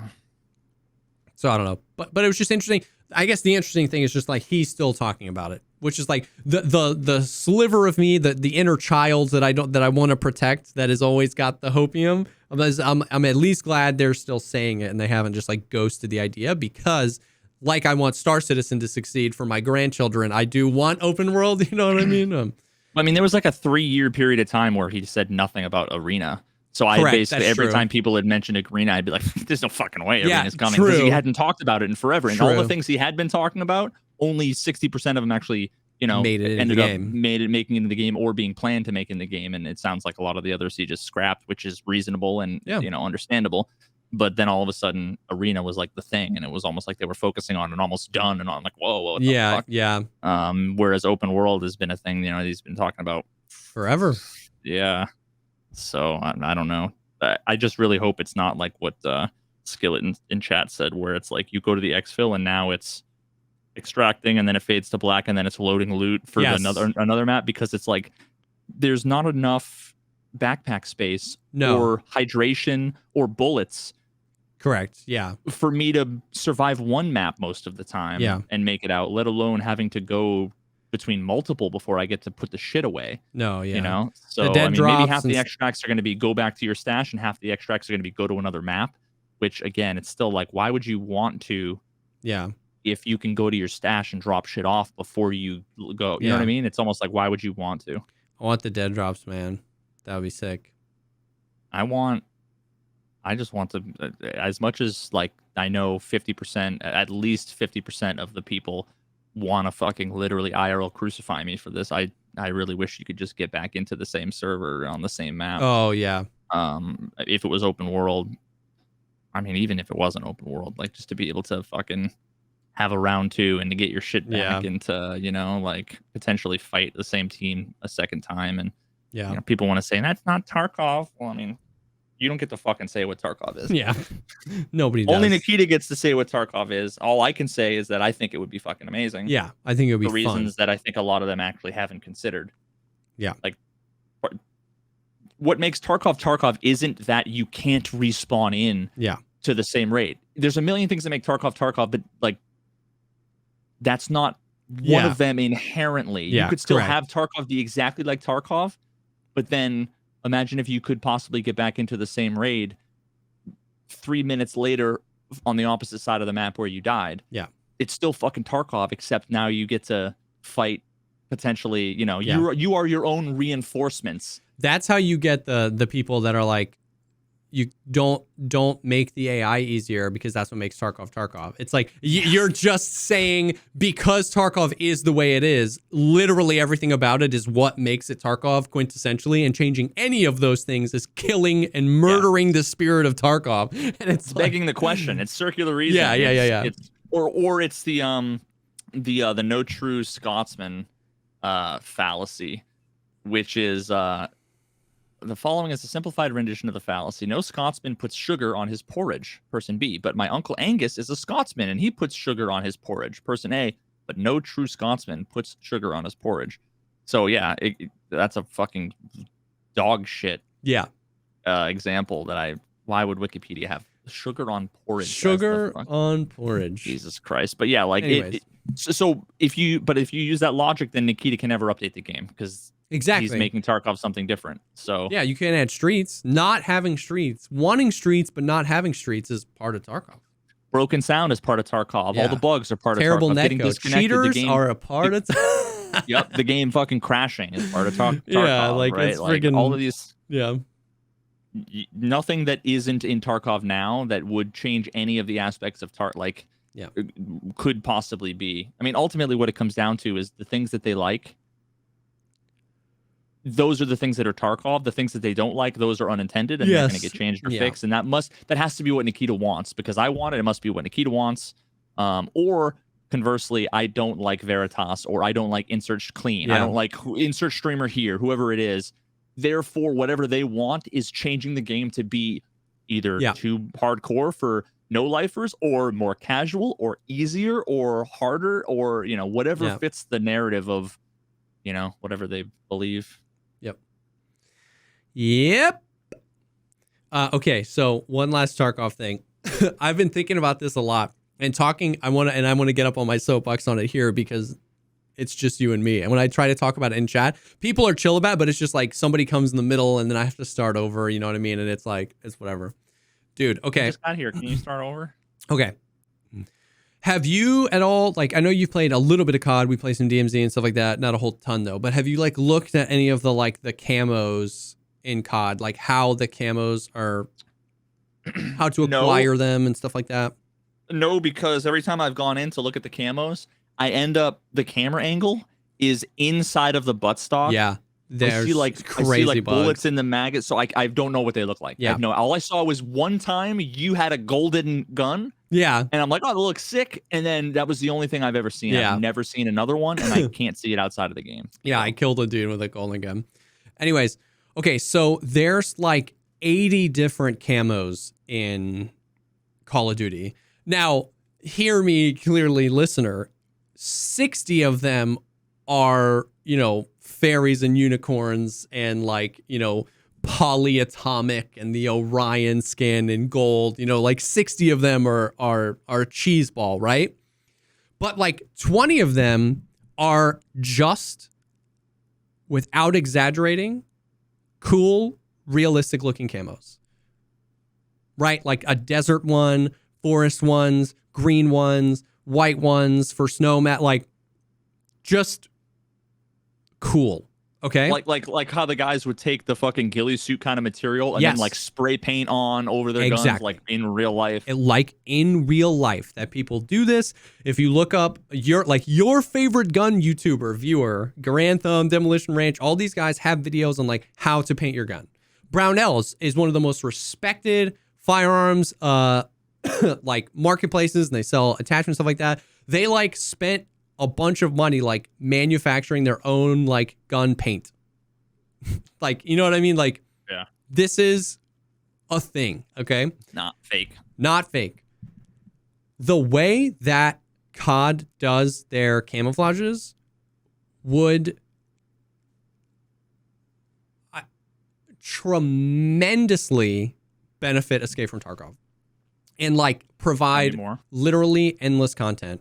So like all of the camouflages are like done behind like challenges, right? So it's like get 30 double kills with this weapon, get, this, use this, win, capture, get this many points while capturing a hard point. Like there's all these challenges, and then like a bunch of this, and then a bunch of the skins, you unlock the skin, and it unlocks the skin for any weapon you build. You can use that skin, and then each gun has the 4 skins: silver, or the platinum, the gold, the Orion, and the polyatomic. Did you just four skins?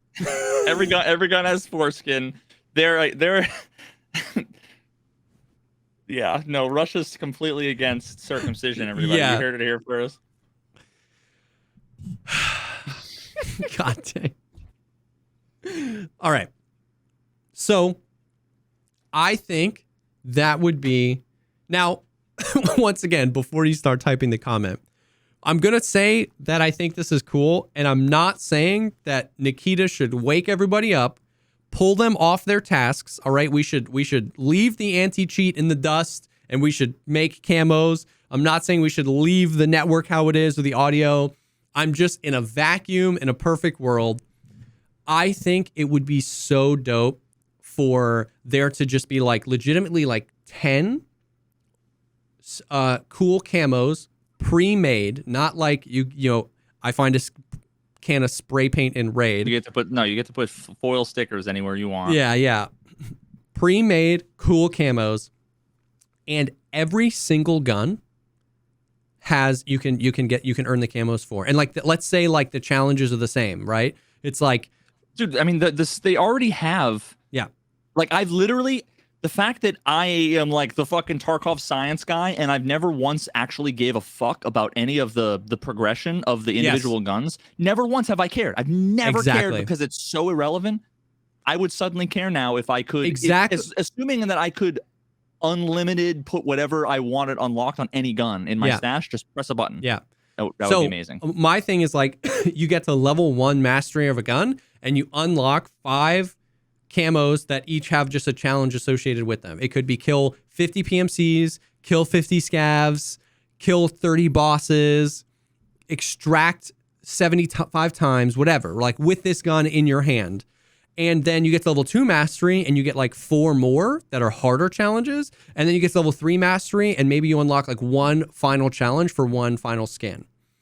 Wait, so the only thing I would say to that is those just sound like more daily quest bullshit. Why don't you just make it tied to the mastery? Make it so there's 10 levels of mastery, and every level you unlock a new skin. I mean, sure. They don't need to do anything else because what they're gonna do is they're gonna make more fucking dumb challenges that are pointless and annoying. Maybe. See, I think we need more dumb challenges that are pointless and annoying. Long term, though, like daily challenges where it's like that's not tied to money, right? Like for instance, the Killa, the tracksuit thing. The first wipe that was in the game, when like you could actually find Killa and stuff like that. Like that quest is almost such a good quest. Because like we've said before, my idea, I think for that quest, that quest should be get 250 PMC kills on interchange with an RPK. Yeah. because then it encourages people playing the map the way it's supposed to be played, not stimming in, looking for kill, I can't find him, leave. It's play interchange, kill people anywhere on the map, whatever. Use an RPK like Killa, you get that skin. That's such an arbitrary, stupid thing that if you don't want to do, you don't have to do. I think it would be cool to have more of that, because then like everybody has access to this, right? Like everybody could like get a gun that they like to level 1 mastery and get like a camo for it. And what's cool is if you do it individually, like imagine killing a guy and you were like, he's got this cool desert camo on a KS-23, and you're like, damn, this guy's got level 2 mastery, and he extracted 100 times with a KS-23 in his hand, and it's got plus 3% damage enchantment. Yeah, you were like, you were like, that'd be sick. You know what I mean? So like the gun things would be cool. Like you'd be finding people with skins. So like if you only have a few hours a week to play, you could engage in this gameplay loop, because you can pick your one favorite gun, get it to level 1 mastery, and unlock a camo for it. And like you could participate in that gameplay loop with only a few hours a week. If you've got 1,000 hours a week to play, now you're incentivized to use non-meta guns if you're trying to get skins for all of them. You're incentivized to continue to play, but you're incentivized to play in not a way that's just completely like dumb like the Killa Quest was, where because if it's like if one of the skins, if like the level 3 mastery skin is get 500 PMC kills, it's a cool challenge that you get to play the way you want to play. Now you're incentivized to continue playing the game, but to continue playing the game the way you want. You can go labs, you can go factory, you can go customs, and you can play the game. And so like they don't have to, once again, we're talking like 5 or 6 challenges that maybe you just like repeat on harder difficulties. Kill PMCs, kill scavs, kill bosses, extract a certain amount of times. Like that simple, because then it's like, it's such an endless level of then customizability and finding cool guns in raid. Everybody can participate, and it's, I mean, thousands of hours of additional content of keeping people playing the game and not wanting to smash their monitor looking for Killa. So yeah, there's 2 things I really like about that. One of them is, well, I would want it to be kills or headshots or something, as opposed to like exfil with the gun, because then you'll carry the gun in your backpack and pull it out. You know what I mean? But like whatever it is, tied to using that gun, I think could be really cool. And then I mean, your idea about the RPK in interchange is like the greatest thing ever. Infinitely better, because it reminds me of where the blue armor. Yes, because you need to do I mean, even DMZ had a quest. I instantly read it and was like, genius quest. It was like, you have to fucking go get the LTV tank, go shoot some people over there, pretend like you're another faction, and then dump the evidence. It was like, I love that false flag shit, you know, whatever. Like, the other element of that too is that, like, let's say you buy the gun, as long as you're not like, it would suck if you really want to do it with like the RSAS, but you can only get one RSAS every 48 fucking hours. You know what I mean? But ignoring those cases, if you have a 1v4 and you kill 3 people and then you die to the 4th guy, you're still like, I made 3 progress towards the thing. Yes, bro. It means fights you even lose can potentially be progress. And I don't even care. That would make it all the more cool if I killed a guy with an RSAS with a camo. In my opinion, it's like, damn, like this guy. Imagine if it was like every gun was, the first one was kill scabs. The second one was kill X sniper scabs. The third one was kill PMCs. The fourth one was headshots with PMCs. The next one was bosses. No, it's an instant, like, and it's an instant. All you have to do is take those 5. At level 1 mastery, you get 5 camos. Those are the quests. Level 2 mastery, you get those same quests again, but like times 5 of the amount. And then level 3 mastery, you get like one final skin with some crazy challenge. Like, it doesn't, I'm not saying it couldn't be cooler than that. They could make it cooler by that by making like 10 but like it could be that simple and be 99% effective on. And the thing is that like people, like so many people I was talking, and they were like, yeah, but like, I don't want camos on my guns. And I was like, then don't fucking then don't do it. Like since when is having options like such a bad thing? Like it just, once again, I'm not saying, I don't want to eat Thai food. Close all fucking Thai restaurants. Yeah, exactly. Right now, close them, because I don't fucking want to eat it. It's like, yeah, so it's like, it's just one of those things where like, it was like, I'm not even like, they're not going to do this ever. This is too good of an idea. It's too good of an idea. It's too reasonable. It's but it too would be fun. so simple. You know what I mean? To like, and I'm not saying it would be easy, but it would be simple to like them decide on a few different camos. They then have to go through and model what those camos would look like on every gun, on every attachment combination, right? Like they have to do it just like Call of Duty does. That your skin applies to all your attachments or whatever. It just should just be like a fucking maybe layer on the thing. Just click and drag it in I'm sure it's probably 5 minutes. But then it's done, and it's literally so much additional content. Like I've been saying, like for so long that the content that players want doesn't have to be complicated. You know what I mean? Like so many more people would go for tracksuit if that was the quest. If it was kill 250 PMCs on interchange with an RPK, so many more people would play longer if there were more challenges to get more of the cosmetics, more of the stuff. Everybody freaking like, and it promotes more PvP as well. 100%. And PvP in a good way, not PvP in like everybody has to go here for this event and do this one place. It just promotes PvP on maps, on everywhere. You know what I mean? It keeps more people playing. You know what I mean? Like it's so weird. People are so weird because you know what I mean? It's like, they're like, yeah, we don't need that. But then they're like, my raids are so dead, bro. It's like, because there's no reason to play the game. You know what I mean? You can get all the quests done in 2 months and there's no reason to play the game. You know what I mean? It just seems like people they're the types of people that are looking for some reason to poo-poo your idea because it reminds them of, oh, well, all we're going to end up with is neon LED Hello Kitty jingling fucking for sure. Trinket swinging from the thing, and I don't want that. Everything is a slippery slope. Yeah. Right? Everything is a slippery slope. But the thing is that like it doesn't, like not everything has to be a slippery slope. Yeah. You don't have to take everything to the nth fucking degree. Let's talk about how literally in Escape from Tarkov, in this game that so many people protect as their precious realistic games, there are literally cosmetics that you unlock by paying money with in-game currency.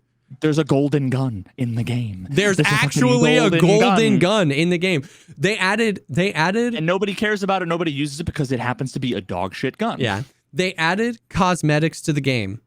Where are my Fortnite dances, right? Where are my custom emotes? Where's my battle pass? Where's all the things they say that, well, if they add cosmetics, well, then they're going to start charging. It's going to be microtransaction. There's going to be naked PMCs and all sorts of weird Burger King ad integrations. There's just going to be men naked kissing, and it's going to be Hello Kitty Adventure Island the moment you let me choose my pants. And now we've had cosmetics in the game for like almost 2 years now. They're awesome. There's so many people wear so many different skins. There's like a legitimate reason I want to get to level 55 when I'm he can't hear anything I'm saying.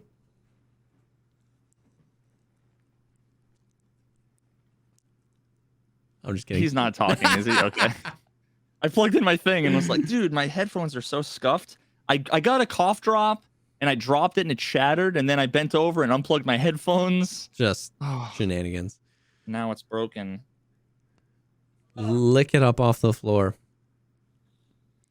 Anyways, I'm saying like there's cosmetics in the game right now. People love them. It gives me a reason. When I'm a USEC, it gives me a reason to want to get to level 55 because I want to spend 7 million rubles on the Urban Responder pants because I think they're the coolest pants.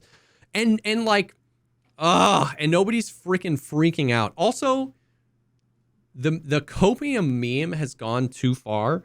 So like everyone in the chat when I was talking about that idea was like copium lamau, and nobody knows what that means anymore. I literally preface this as like, this would be a cool idea. I don't think they should take any devs off of to do anything, and they'll probably never do it. And everyone's like, copium, like you don't even know what that means anymore. Like I'm allowed to have an idea without being someone that's sucking Nikita's dick, being like, please God, I believe it. Streets is happening tomorrow. I just know it. I just know it. Like you don't even know what copium is anymore. It's a way for people to do the thing that we talked about before, which is I am in the know. Yes. You are clearly ignorant. Yes. The lifeboat theory, man. I'm going to just basically, it's the whole idea of I disagree with you and you're completely wrong, and I'm going to summarize it in one word. Yeah. Copium. Yeah. Like, you know, It's like sheep. It's the new, you're a sheep. Yeah, you're it's sheeple. sheep, yeah. Oh, you actually believe that medicine actually makes you healthy? Oh no, all the pharmacists in the world, it's all a big fucking conspiracy to take your money. They don't care about your health at all. Doctors, they're just in it for the money. They don't actually heal anything. Yeah. Read the literature. Read the literature. Copium is it's the same fucking thing, dude. Yeah. So anyways, that was my idea. Like, I just like, I know it's not going to happen.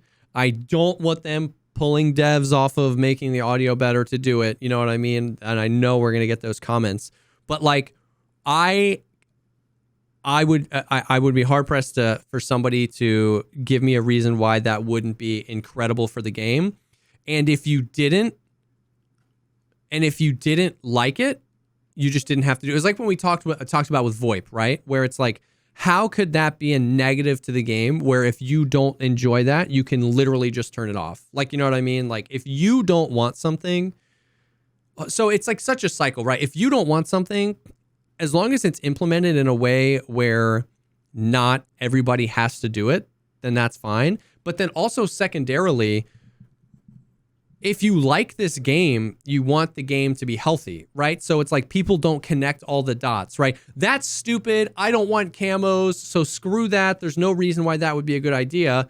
13 minutes later, my raids are dead, man. Nobody's playing this game anymore. It's too late. And it's like, are you not even connecting the dots on like, you only play 3 hours a week. So you have, you know, like if they stopped wiping, you have like 2 years worth of content. And that's okay. I'm not shaming you for only playing 3 hours a week. You have unlimited content, right? Like there's so much to do in Escape from Tarkov right now that if you only play 3 to 5 hours a week, it's going to take you a really long time to get through it. It took me 10,000 hours to get bored of the game. You got some fucking leeway. But if you want the game to be healthy and be full of players, well, then the people that then putting content in that doesn't hurt you in any way, that helps promote people that are in different stages of you that maybe have played longer than you or can have more time to play than you, keeping them around means your raids are more full, means the percentage of cheaters is probably a little bit lower. Like it's healthier for the game and that's better for you. So it's like people don't even realize how these things can potentially benefit them by giving people things to do. You know what I mean? It's like, I don't understand why WoW is introducing another raid. I haven't got past the first expansion. It's like, yeah, but don't you want other people playing WoW long term so that you can like get to that content and experience that with them? You know what I mean? Like, no, they don't. You want the devs to fucking do exactly what you want or to not do exactly what you want. That's all that matters is the thing you care about. Anything else is bad because it's not the thing that you care about, and it's taking away from the thing you care about. It might be cheaters. It might be content. It might be quests. It might be whatever. So it's like, I feel like, and additionally, why I get weirded out when people are like vehemently against the idea. If you're like, the gun camo thing has always been weird to me, I'm like, oh, that's fine. Like, I totally respect that. But when people are vehemently against it, what I find interesting is that like the cosmetics we have in the game proved everything I said about this in every single point. It proved that they can add cosmetics to the game that aren't unicorns and fairies, right? Each faction has like 11 different options for tops and bottoms, and they all look cool and they're dope and they're not My Little Pony. So it's proven that they can do that and make it look realistic. So I believe they can make camos look realistic. Secondarily, it's proven that people are jonesing for stuff to spend money on and things to do.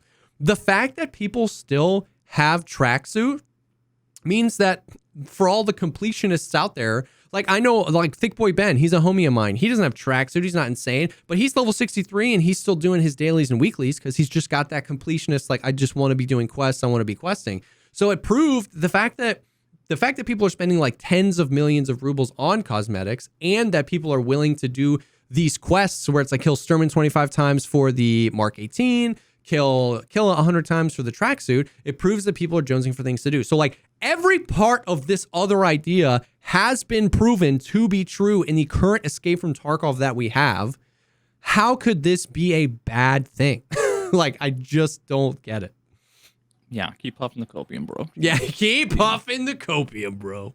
Just keep puffing and read the literature. Yeah. Man. So they're never gonna do it, but I had to just like get it out to somebody who could just like look me in the eye and hear the whole idea, right? Because like it's just like and see, that's the thing, is that like I never gave a fuck ever about weapon skins. I never poo-pooed the idea. I just didn't fucking care, and you sold me on it. Yeah. And it's just like the cosmetics. I have played multiple wipes where I paid no attention to the fucking pants or whatever. I just didn't care. And then also I've had a couple of wipes where I'm like, I really want to save up and get the fucking sick pants and the sick whatever, So yeah. It just seems like, and then especially when we've talked before about how many features, like we don't have like a name for this formula, but there's like the feature, how much development time does it require, and how much does it actually affect how long people play the game? Like we've talked about like Lighthouse, right? Like how many man hours did Lighthouse take? And how many people have exclusively continued to ride out Tarkov because Lighthouse was in the game? You know what I mean? What's the benefit? And I'm not saying like Lighthouse is a bad example because they want all the maps in, but we've talked about that with other features. So like the other win for this is that like comparatively to like some of these other things, it feels like a relatively small amount of development time and a relatively high amount of like yield of like keeping players engaged in the video game, which is ultimately what video games want, is people engaged in the video game. So that it just feels like a win there as well. So yeah, I don't know. Yeah, man. I'm thinking about how much I would love a fucking like a foliage spray and a ghillie suit, and then I might actually enjoy sniping. Yep. I mean, I can't see the odd thing is though is that like if there's a PMC wearing the most ridiculous blue shit standing in the open in the field, I can't see him. So a ghillie suit, adding a ghillie it's suit, not going to be any fucking different. Yeah. So that's JesseKazam's camo idea. That'll never come to the game. That's it for Tarkov. Have you played any more DMZ? I think I saw you playing solo the other day. I played one more day of solo. Yeah, it was kind of similar to it just made me want to play with you again. Yeah. Playing with dude, it was like I can't explain how night and day it is. Playing solo is so fucking like honestly, it's the difference between playing if you played, let's just say one of the fucking the Medal of Honor or Call of Duty games, or Doom or whatever, Quake on beginner mode versus on like nightmare. Fucking hell difficulty, whatever, where it's like impossible, right?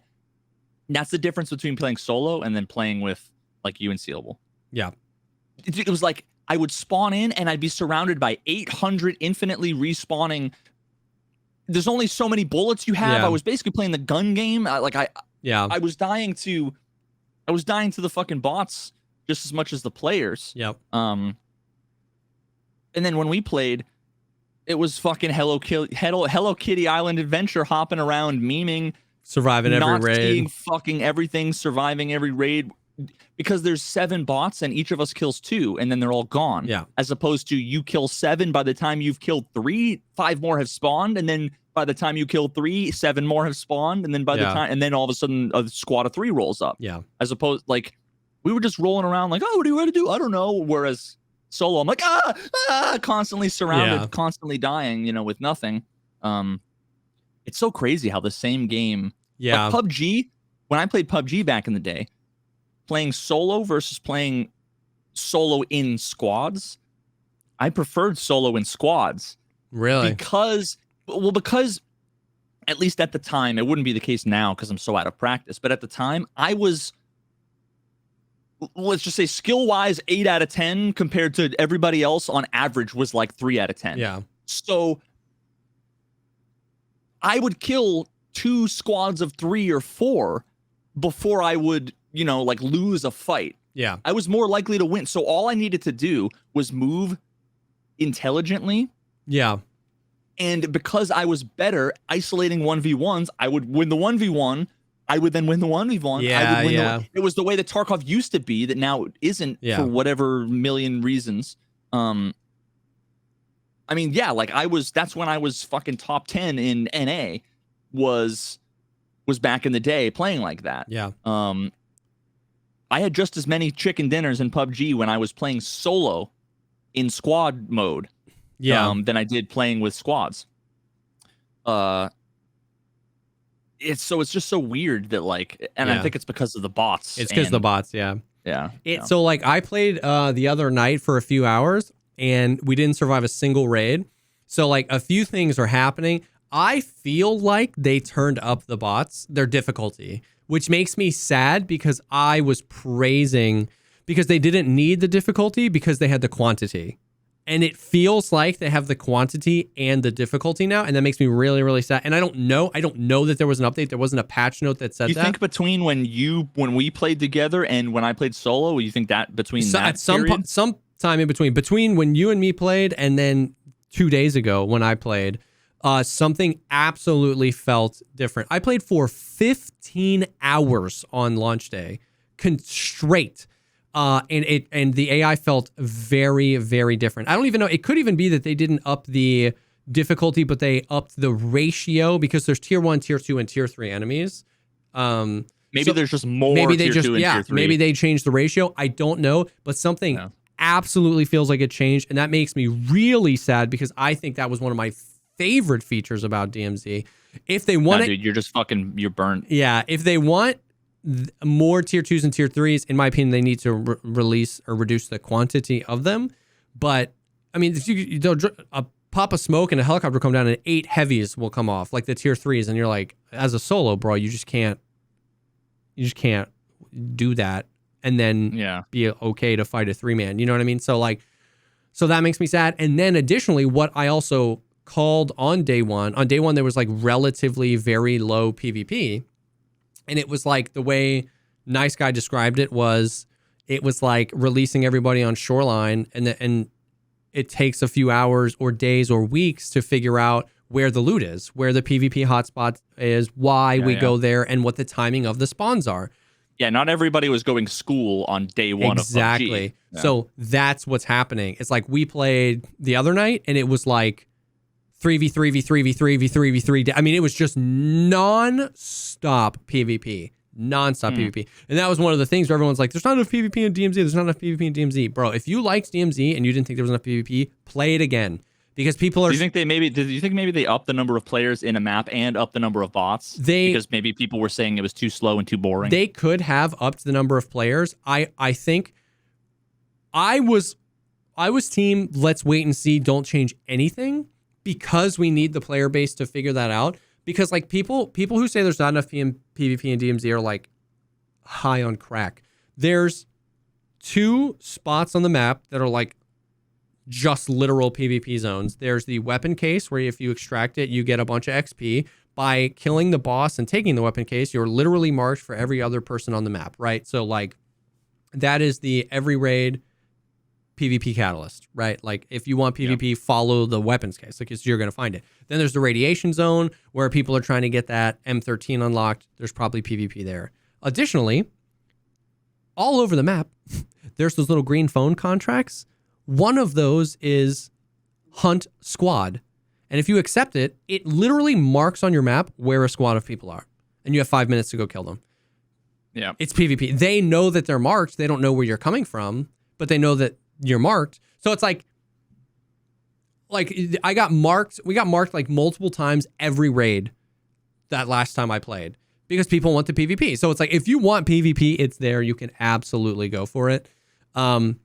So, I mean, maybe I was just having a bad day too and sucking, but like it felt like they upped. You're washed. Yeah, I'm straight washed. It felt like the PvP was increasing more so because people are just starting to understand the map and less, maybe they increased the amount of PMCs. I don't know. But then it also felt like the AI kind of went nuts. So I don't know. I hope they continue to tinker with that. But also, just wait for the next fucking 5 years when everything starts to feel like that every month. It starts to feel harder and harder and harder, and everybody's just continuously telling you that it's easier it's for them. You, bro. Yeah. There's less PvP. Seems like everybody's a noob and the bots are easy, dude. Yeah. Then you start to like had to sit there looking in the mirror wondering like, what? Maybe I suck. Have I gotten old? Or is everybody a fucking idiot? So I'm definitely still like very bullish and excited for DMZ. Hold on. I'm about to run out of hard drive space. Monka? We got it. I moved a file and just forgot to delete it to free up the space. No. Here we go. I'm very like, because I still think the core gameplay loop is really fun. And I think all of the major issues that I have with the game are either easily addressable or have already been acknowledged and addressed by the devs.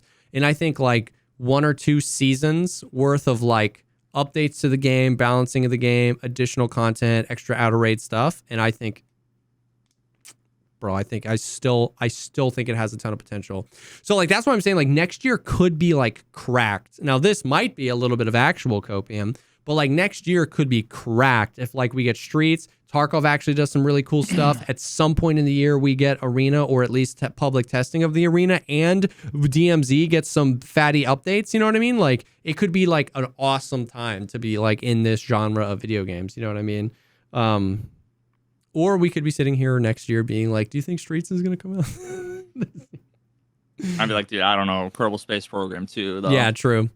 Or I'm going to be like, I don't know, just dog shit, just like fucking Rock Band or Rocksmith. Oh, yeah. Rip. Garage Hero.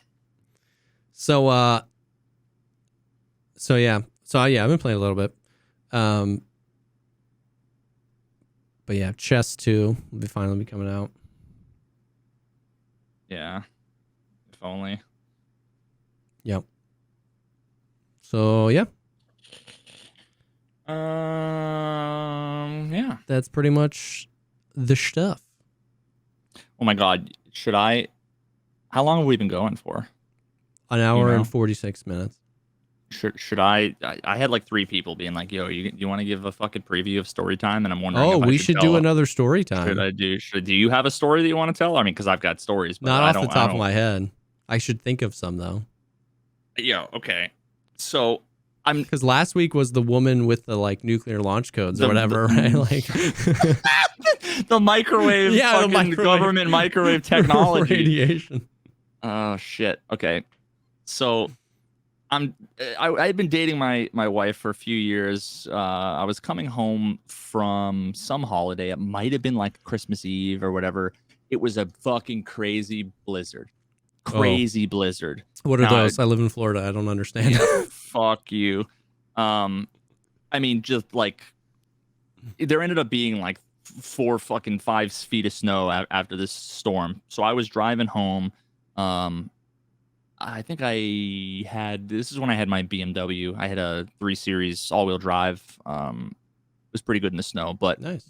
I was going maybe 40 on the highway, which is about half of what I normally do. Because it was just like you could barely see, and this dude is driving in it was like a fucking Nissan Altima or something, just a random ass sedan. Okay. And the dude comes like flying by in the fast lane. I'm just like in the middle, like white knuckle, just making sure like I was kind of tired, and I'm just like, I just don't want to die on the way home. Good plan. But I mean, I've driven a ton in the snow. So like my whole life, it's not a huge deal. The guy comes like kind of flying by and then he like slows down. And I'm like, it was one of those things like if you're driving, you see someone pass you and then you see them slow down. My gut reaction is like, he's about to drive by, shoot me. Like he's coming back to say something to me, but he like didn't. And then all of a sudden he like fell back and then kind of came forward and then started to drift slowly into like my lane and then into the right lane and then drift back the other way. And so on the highway, there's like a 3-foot fucking snowbank in the middle, like where the guardrail is. And he just not slowly, he's doing about 60, just goes into the fucking snowbank. I see the back end of his car come up. I'm like, holy fuck, this guy just fucking like, and of course, like I'm slowing down, trying not to, with all the cars around and stuff, trying not to fucking die. So, but I'm like, I'm one of those people that I'm like huge on be the person you want to be. Yeah. Don't say you're going to do the thing. And then when it happens, don't do the thing. So I'm like, I'm fucking pulling over. I'm going to see if this person's okay. I'm not just going to keep driving. Like, it'd be easy to just keep fucking driving. So I pull over, and of course I'm pulling over in the median fast lane, the left lane. I get out of my car and I run up, and the guy's like got his head on the fucking steering wheel. And I like knock on the window. I'm like, holy shit, are you okay? And he like looks up and he like waves at me like, yeah, I'm fine. I was like, the fuck are you doing, dude? And I see all these empty fucking beer cans in his. And I could smell. He just smells like. I mean, the dude was hammered. And I was like, rip, dude. And I was like, yo, dog, I'm gonna call like an ambulance, you know, whatever. Like, he shouldn't be fucking driving. He's like, no, it's fine. And I'm sitting there like with like leaned in on the window, and it's like it's also like smoked, fucking like not like tinted, but like smoked. Yeah, like, you yeah. could probably like wipe the fucking. It just it smelled dank and boozy in there. As I'm leaning in, the guy's like, no, dude, it's fine. Putting the car in reverse, and like I'm like, dog, you're not going anywhere. I'm like, I already called 911. They're coming. I told them where we're between exit, whatever. And he's like, no. He just pulls away and just drives away. Bro. And I'm like, oh, fuck. I actually, you know what? I think I might have had like been on the phone with them already when he was like pulling away. And they're like, well, don't let him leave. I'm like, what am I supposed to do? So they're like, well, follow him. So I get back in my car and I'm following the guy, and he's going 50, 60, 70. No shot, bro. Into the fucking median again. The guy goes flying into the snowbank. I pull over, and this time I like pull in front of him, like block him in. Yeah. And I block him in. I'm like, bro, you ain't fucking. And then so another guy pulls up in like a big lifted truck, and he's like, I'll help you get out, man. It's no problem. I'm like, dog, no, like, don't help him get out. His car is fucking stuck. And the guy like doesn't get the fucking memo. He doesn't get the picture. I'm like, I'm on the phone with the police. The guy ends up like nudging the car out for the guy. And I'm just like, I don't know what's going on. I can't, like, I'm not going to stop this. I'm not going to, like, what am I going to do? Fight these two guys? Like, come on now. The guy drives away again. So they're like, follow him. No shot. And I'm like, he's going 60, 70. I mean, the guy's cruising. And there's like an inch of snow and ice on the road, dude, on the highway. And they're like, follow him. Keep up with him. So I'm in like a high-speed chase following the guy. They're like, tell us if he turns. I'm like, he got off at this exit. They basically made me high-speed chase this motherfucker until eventually they pull the guy over. But I had to fucking tail this dude for like 45 minutes. Insane. And he crashed twice, dude. His front bumper was hanging off. The fact is that he got out both times and was just like, nah, fam, I'm chill, and just keeps ripping. Dude, it's amazing because like I'll be in my driveway, and if I don't clear with my snowblower enough, my car is not moving, right? Like if it's a front wheel drive. Yeah. Somehow this asshole got out after hitting a snowbank at 80 miles an hour, managed to get his fucking Nissan out twice, and it was still drivable. Like, you son of a bitch. That is insane. And it was like one of those things, like I had to wait after I followed the guy for like 40 minutes. And I had to wait like another fucking 20 minutes while they talked to the guy. Then they had me fill out a police report. And of course I have to like, it was 4 p.m. on a Sunday afternoon. You know, like I have to fucking, it's like a 3-page thing. Because I need to make sure all the, and they're like, all right, you know, we'll call you. And then I just never heard anything back ever again. It was just like, what happened to him? Yeah. Wild. Just a fucking wild. Where do you think that guy is right now?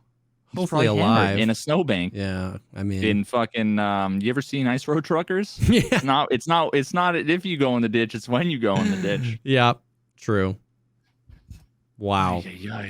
That's insane. It's a Nissan commercial. Yeah. This whole thing was like, you've been punked. This is you've now won Nissan a brand new can get Nissan out of Altima. Anything. You can get hammered and crash into a snowbank and you'll be fine. Dude, that's crazy. Sponsored by Nissan. Bro, that actually does remind me. We were like road tripping or something, and we were driving, and we were on this like highway, and on shrooms, or you said road tripping on yeah, road tripping. Yep.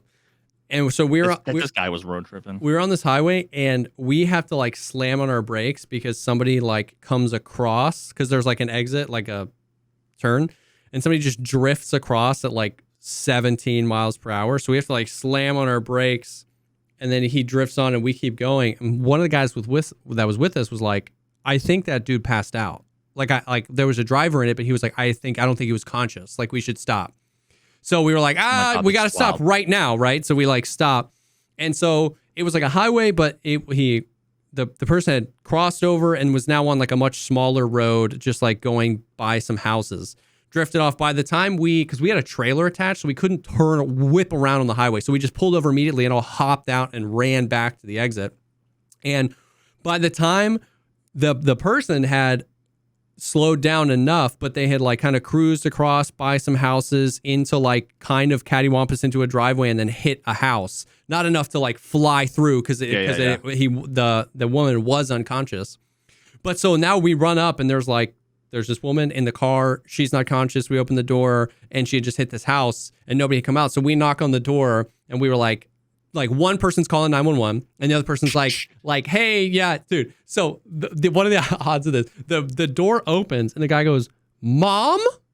She had crashed into her own house somehow from like, she lost consciousness, like heading up the ramp, crossed the exit onto this road and just like drifted by the whole time, or was she kind of half conscious? I mean, we don't know, but she drifted by a few houses. Maybe she like subconsciously. Was it straight or was there like a stop sign and a right hand turn? No, it was like, so it was a highway, but then the cross thing was a pretty small road that crosses over this highway. So she kind of like flew past the stop sign into, that's when then crossed over the highway. That's where we slammed on our brakes, the other side. And it was kind of a straightaway, but she passed a few other houses and then went into this driveway. So I don't know if she was like in and out of consciousness, but it was, to us, it was just like this random, like that was like the you thought you had to give the people the bad news. When we knock on the door, the absolute last word we think that's going to come out of this dude's mouth is Mom. Like we were like, wait, like it was crazy. Now, the ambulance came. And then you just leave? The ambulance came. They were like, she's okay. We just have to, like, she was alive. She hadn't died or anything. The impact wasn't anything nuts. They got her. The sun went, and we were just like, peace. And we just like, you'll never know what happened. I have no idea. Dude, the same thing. Literally, almost the same thing happened to me. This is another story time, but it's so short that it's worth just putting in here because it's so appropriate. I was in traffic coming home from work back when I was in the robotics industry, and it was like anybody who lives in the New England area, if I say Route 3 traffic at 4:30, like it's just sitting there, you're just fucking on the highway doing 5, just it's like a parking lot basically. And the person next to me at one point we're like, we're going, and they're in the fast lane, but nobody's going fast. And the car just kind of drifts off, and I'm like, oh, I'm thinking they just might be pulling over to do something, and they go clunk into the fucking guardrail and just and I'm like, oh shit, and then eventually they stop, and I'm like, I'm gonna get out and do something. That reminds me, I gotta put another. I have so many like I gotta get out of my car and do something stories.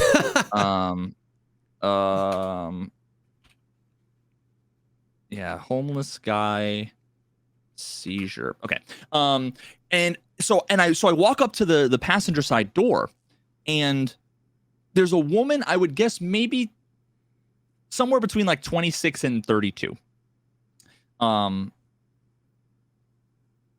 little bit of a bigger woman, and she's completely out. Fucking out. And so I'm thinking either she had a seizure, maybe a heart attack, but I thought either a seizure or some sort of diabetic, like super low blood sugar, whatever.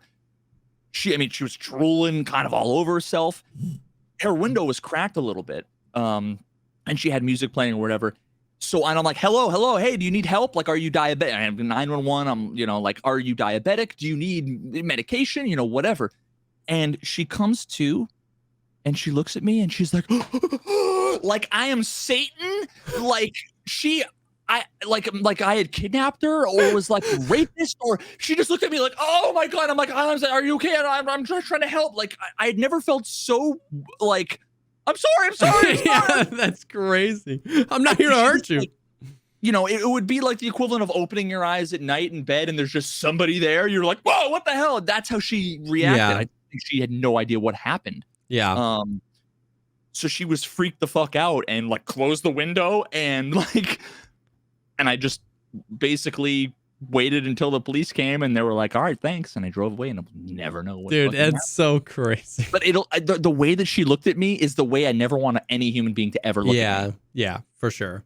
It's like, it's understandable because it's so startling and you have no idea how long they lost, but you're like, no, I am not here. I'm not that. Like, whatever you're What do thinking. I say? Like, whatever it is you're thinking, I'm not that. Yeah, Like, I'm not the succubus trying to like I was the girl from The Ring that just crawled out of the fucking into her car.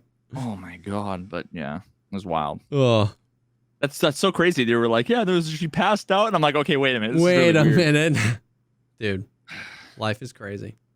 I'm glad I remembered the homeless drunk guy. I'm excited to hear that one. I mean, not drunk. Homeless seizure guy. This is kind of a crazy on one. next week's episode of the podcast. If you made it this far, comment story time in the YouTube video. Yeah, I gotta get one of those nice little sweaters and sit down and change my shoes. Yeah. Do you know what I'm referencing? Mr. Oh, what's his name? Mr. I almost wanted to say Mr. Hey Arnold, because I also can't. Hey Arnold?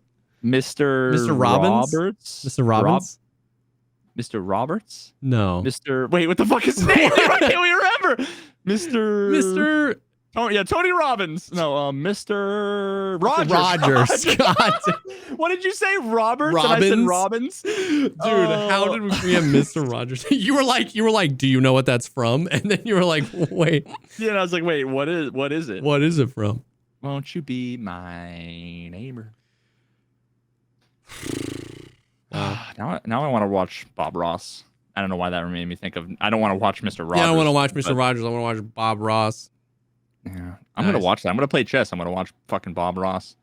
That feels like a good chess vibe, dude. That's like how when I first got into Twitch. Really, was when Bob Ross was like 50,000 viewer trending on Twitch when he had like a channel. Yeah.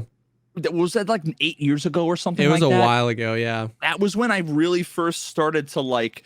That was when I began to understand what Twitch chat is. The collective viewing experience. It's basically like the wave at a baseball game in text form. Yeah. The fact that every time he would do something and it would look scuffed, everybody would be like, ruined. And then he would turn it into some amazing thing. And then it would be like, saved.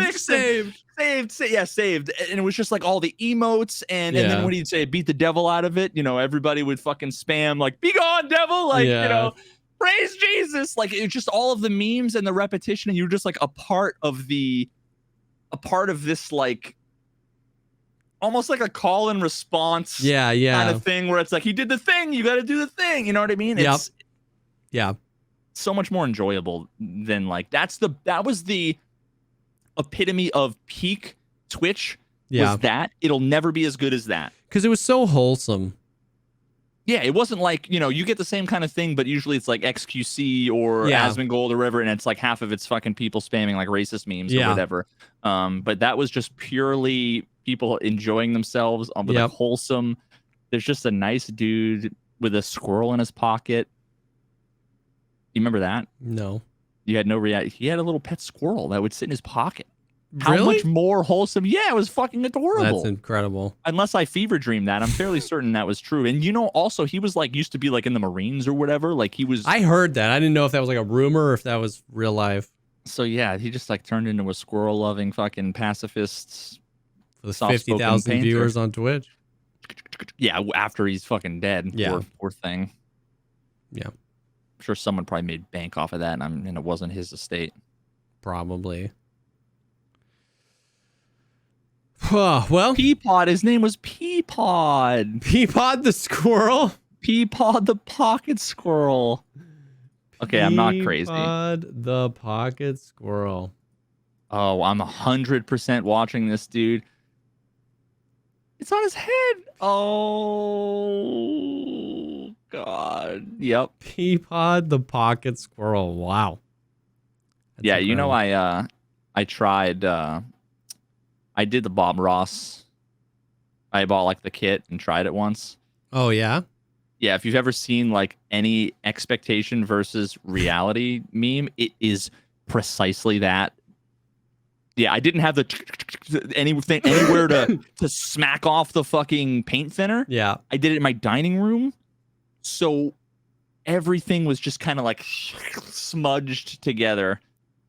Incredible. It's somewhere on my Twitter. If you go to my Twitter, go to media and then scroll down like 357 fucking years. there's a side by side of the Bob Ross. Yeah, you'll see. You'll see. That's actually amazing. Well, solid episode. We had some news. We had some solid story times. We had some nudes. We had some there's foreskins on the guns. Circumcision on the Escape from Tarkov.